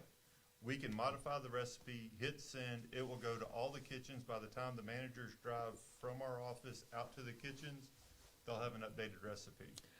Okay, so let me ask it like this. We have had internet issues in the past. Yes, ma'am. Say the middle school internet goes down. Mhm. How would that affect? Would that affect, like, were they able to push the button and Correct. be able to? Would that affect It'll it at all all? be stored on the computer. Okay, The gotcha. Wi-Fi is just for updating. Okay, You so know, that it's communication. a system thing where they can just. It's an operational thing, Yes, I guess ma'am. is what It I'm still trying works. to say. So the If Wi-Fi is just for updates. If the Wi-Fi is down, we can still cook. That's what I like to hear. I knew Plan B would be to order out after that. No. We're not putting that in the public now. No. Anybody on my left got any questions? No, I just want to ask. Is there? Oh, I'm sorry. I don't want to ask it, but the 753,000, you say it's a reimbursable through the grant that you have. It'll come. What do we do? Pay first, and they. Yes, ma'am. Because it's federal funds, the grant is real specific. They don't want us to hold the federal money and earn any interest on it, so they want us to pay for it and then turn around and request reimbursement. Okay, then, thank you. We've had several grants like that. Is there a motion? Madam President. Yes, ma'am. I also move that we accept 13.2 equipment purchase for the FDA grant. Second. It has been properly moved in second that we accept 13.2 equipment purchase for FDA grant. Is there any further discussion? All those in favor say aye. Aye. Any opposed? It passes. And while you're here, Thanks, Mr. Gander. thank you for the ASBA Yes, that regional. was great. Yes. You put us on the map. Yes. Yes. I you do did. appreciate it. Thank you. You're It's my still pleasure. talking about that food. Yes. And those rolls were awesome. Like 'em? Yeah, loved them. We said everybody needs a Mr. Ginder in their school district. 13.3 Clark Thank you. Contractor, North Florida High School Indoor Athletic and Activity Center Contract. No, we don't bite. Come on. Are there any, just to ask any questions. Are there for- any- This will be the last, we've No gone, last one here. the contract, correct? Are there any questions to my left? No. Any questions to my right? Is there a motion? Madam Chair, Yes, ma'am. I so move that we accept item number 13.3 for the NLRHS outdoor facility with Clark. Second. It has been properly moved in second that we accept 13.3 Clark Contractor, North Florida High School Indoor Athletic and Activity Center Contract. Any further discussion? All those in favor say aye. Aye. Any opposed? Welcome. Sir, would you at least like to introduce Introduce yourself? yourself. since You're So part of our sorry. family now. So sorry. Members of the board, Madam President, Dr. Paluski. Thank you very much. I'm Michael McGrew. I'm the project executive for Clark Contractors, and we are very excited. Thank you for your confidence in us, and we're very excited about getting started. And Thank let me you. real quickly say too that Mr. McGrew and I had a chance to talk this summer, and he helped. Their company helped with our supplies and backpacks. So thank you so All much. right. Thank you. Thank you. Thank you so much. We look forward to the Thank you. partnership. Y'all have a good evening. You Thank too. you. You too. 13.4 North Florida School District Policy Development. Madam Chair, this is really, really quick. Essentially, what it does is it reformats our policies. If you've read this before, it redefines them. I think the last time we did just a format update was 2011. They're kind of difficult. This adds more clarity to them and helps define definitions. And so when we actually update our stuff to fit that, hopefully It'll be more consistent. and people will understand them easier. Is there? Only concern I have is that, did you check with the lawyer, if this wasn't an act from the Arkansas School Board Association, because they will sanction us if we create a policy that they disagree with and become public? That was the only question I had to ask you. This is just a format. This is not an actual policy itself. All this says is this is how we will format future policies. There is no verbiage that says maternity or whatever. Well, I just see Norfolk School, because the policy is the thing that would get it. That's why I ask you if the lawyer, because I know for a fact if the school board sees this and then they look at this, they can come back and sanction us. It has happened to us before. That's the only reason I'm asking. And why would the sanction be? This is just a point of clarity. I'm seeking some information, Ms. Williams. All this, which is actually a policy, but it's, if you remember, when you look at all of our policies, there's no format, there's no consistency. They're all over the place. What this policy does is it directs staff that when we're writing a policy and bringing it to you, it's going to have the same look and feel. So I'm asking a question of just clarity on your question around being sanctioned. What I was asking you, that in the past, when people have had something, that's why I asked him if he had talked to at least our lawyer while he was here to look over it, because in that his policy down here, it's saying like we're creating a policy, but you telling me what it's for, but I wouldn't want to be sanctioned by it, because I can remember previous years I don't know if they do, things have changed now, but I'm just saying for our benefit. May I ask a question to see if this is along the same lines? I think I get what you're saying, but let me ask what you're saying. This is basically just to structure it, right? That's exactly right. That's So all it It's is. not changing policy, it's structure. No, it's a structure. there is no policy Right, on that's right. You're just right. change policy is that. right, but it's just Right. to structure the policy. That is correct. Right, so That's the what I- way that's what I that policies come through LPPC and CPPC, all that remains the same. All as we're saying here is when we bring you this is my favorite one to bring up. We don't have a field trip policy. That doesn't require LPPC and it doesn't require CPPC. But we need to have a process. We need to have a process and a format. So when you Correct. see the field trip policy, it's going to come just in this structure. Does that help? I got it. Okay. I've read this 2 or 3 times, and I also highlighted it. Madam President, Yes, ma'am. I so move that we approve the NLRSD policy development. Second. It has been properly moved in second that we approve 13.4 North Florida School District Policy Development. Any further discussion? Yes. Oh. Mr. Taylor? I think I understand you're saying this is the structure, this is how it's going to look. Mm-hmm. There are a couple of terms in there that I'm not familiar No, with. go ahead. Mhm. Sure. PDC, Yeah. and who is that? That's the Policy Development Committee. Okay, and who's on that committee? So let me jump in here. So if you remember, in my goals, standard 6, one of the action steps is to create a policy development committee. And so with that is made up of a variety of individuals, a cross-section of our school district. So for an example, if we're going to create a field trip policy or any policy that's outside of Section 3, I believe, which is a licensed, and Section 8, it would go through this committee for review. And then the person that's responsible for it would be the person responsible for getting the content in, and then be reviewed for feedback, and then finally come to the board. The other thing that the Policy Development Committee is working on is, I think I may have mentioned this at a school board meeting. If I haven't, I apologize if I'm repeating myself. We want to be able to come to the school board and say, these are 15 policies that we want to tackle this school year. Do you agree? And then the Policy Development Committee will go to work on those policies, because remember, that's a major part of the function as the board, but we know we have lots of policies that need to be updated. Some of them haven't been touched since 1986. Some of them we don't even have. So that's what we're trying to identify on our side is what's a priority, and then seek your approval, and then we'll go to work on that. I think correct me if I'm wrong, the question, he's wanting to know who's on the committee. Sure, so that would be Colonel Am I Stanger. correct? Yep, Colonel Stanger leads that, Ms. Pat is on that, and then we have representation from different departments that are there.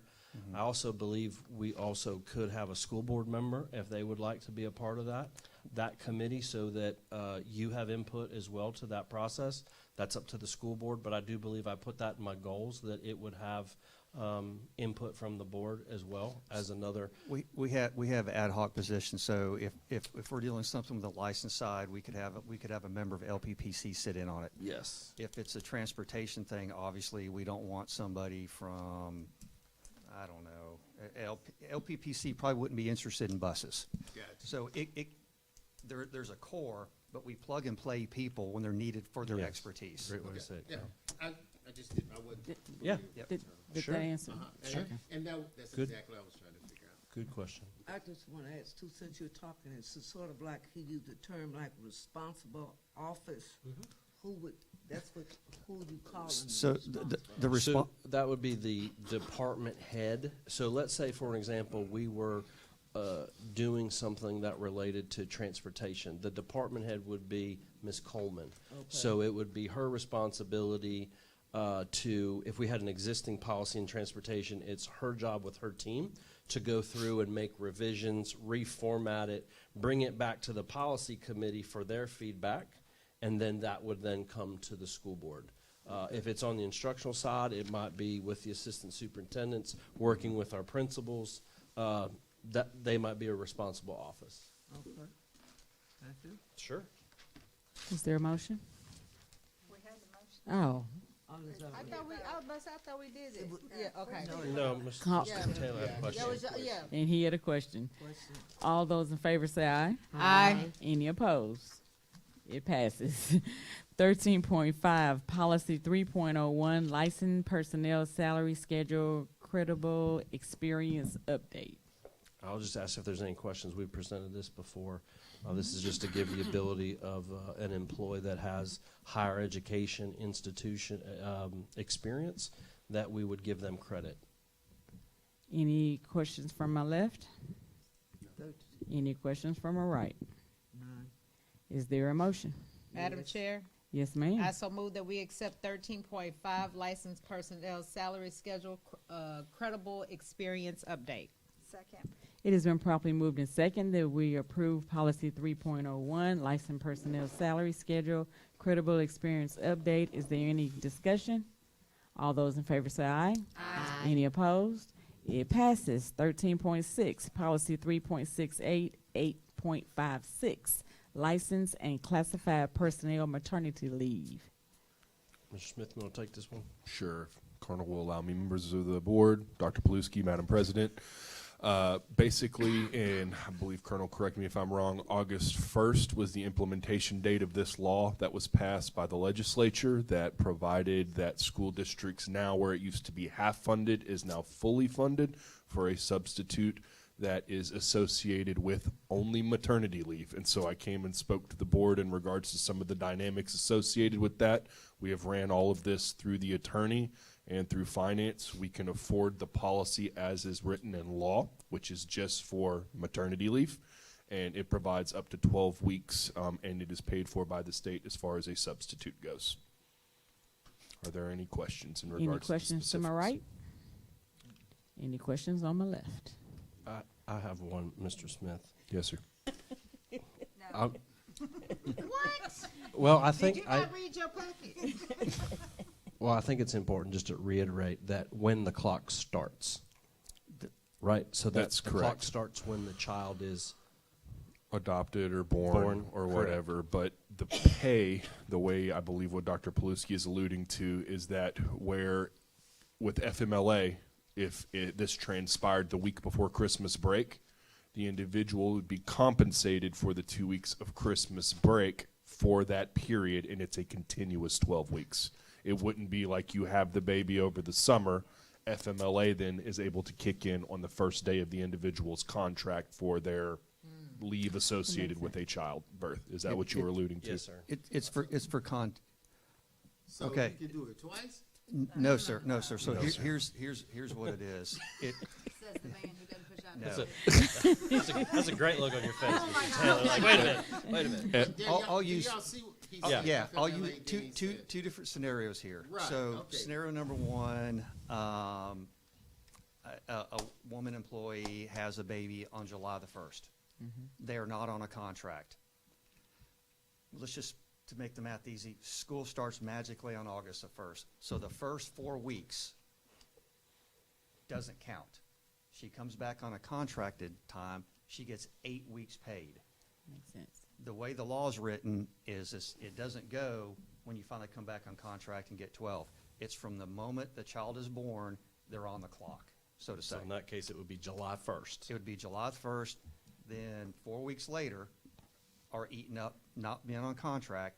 And so out of 12 weeks, you would have 8 weeks remaining of being paid, which includes you could do that over a holiday. We pay over a holiday instead of, let's say, go 6 weeks, take 2 weeks off for Christmas, and you'd get another 6 weeks. Well, that's essentially 14 weeks out of a classroom. Okay. Now, it runs concurrently, and over holidays, we would pay. Okay. Contracted, non-contracted days over the summer, we will not. Is there a motion? Madam Chair, I move that we accept policy 3.68, licensed and classified personnel maternity leave. Second. It's been properly moved and second that we accept 13.6, policy 3.68, 8.56, licensed and classified personnel maternity leave.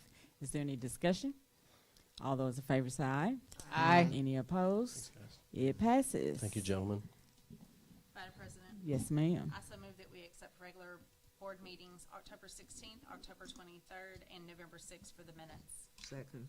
It's been properly moved and second that we accept 13.7, 13.8, and 13.9, our special meeting and regular meeting. Any discussion? All those in favor say aye. Aye. Any opposed? It passes. The consent agenda. Madam President, Yes, ma'am. I so move that we accept the consent agenda 14.1, 14.2, 14.3, 14.4, and 14.5. Second.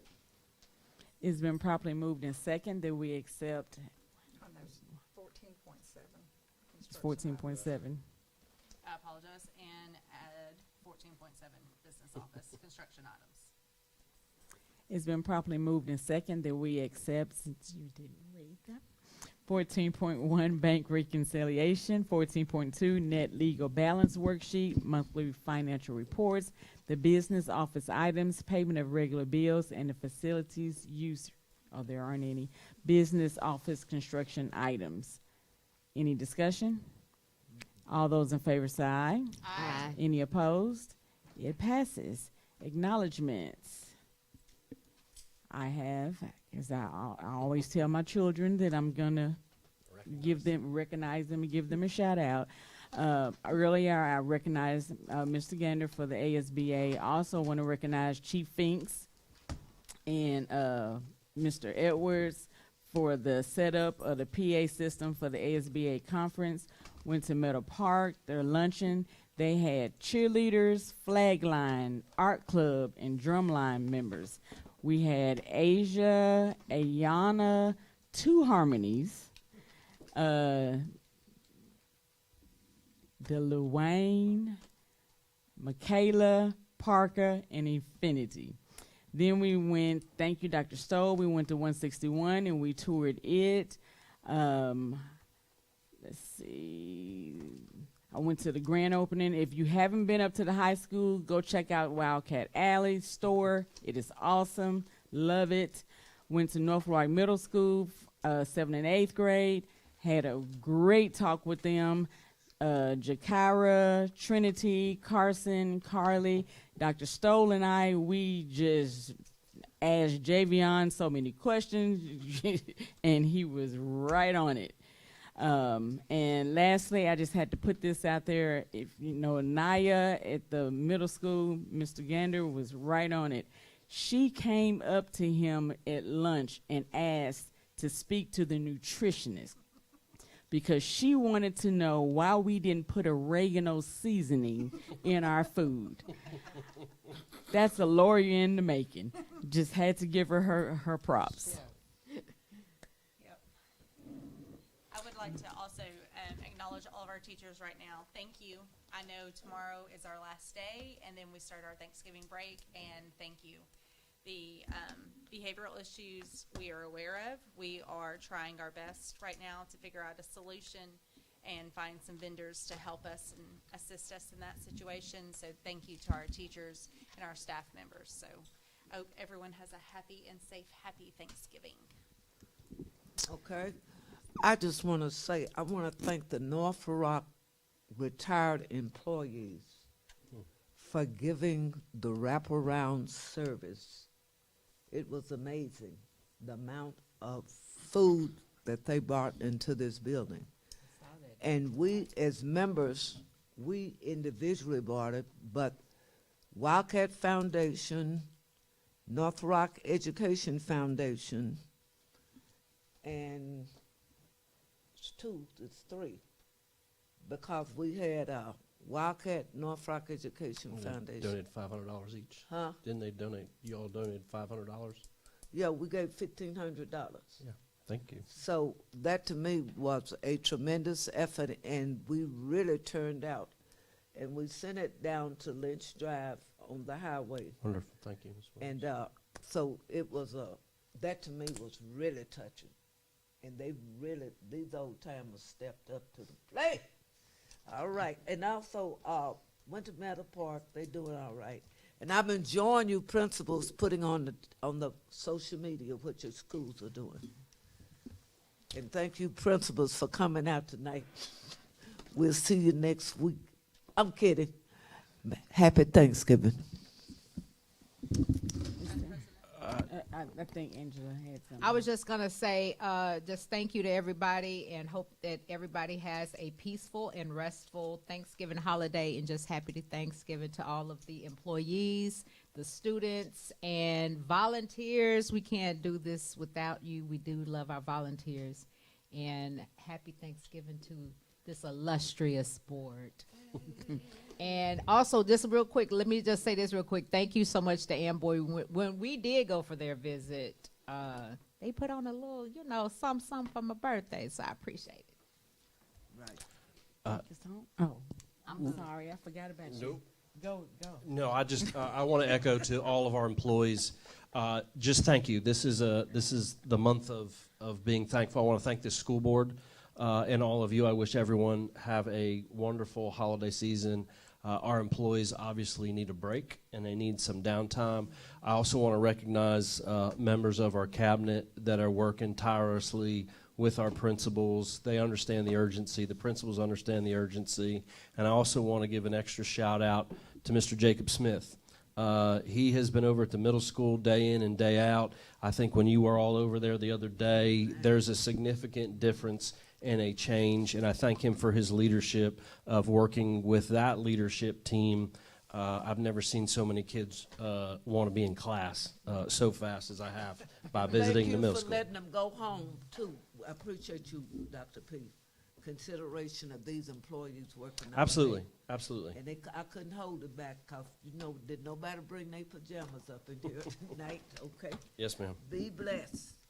Hey, everybody be blessed. Ms. Coleman, good to see you. And I did talk to the superintendent because we have protocol here, okay? about what I asked you. Madam President, I so move we adjourn. Second. It's been properly moved and second that we adjourn. Is there any discussion? All those in favor say aye. Aye. We're out.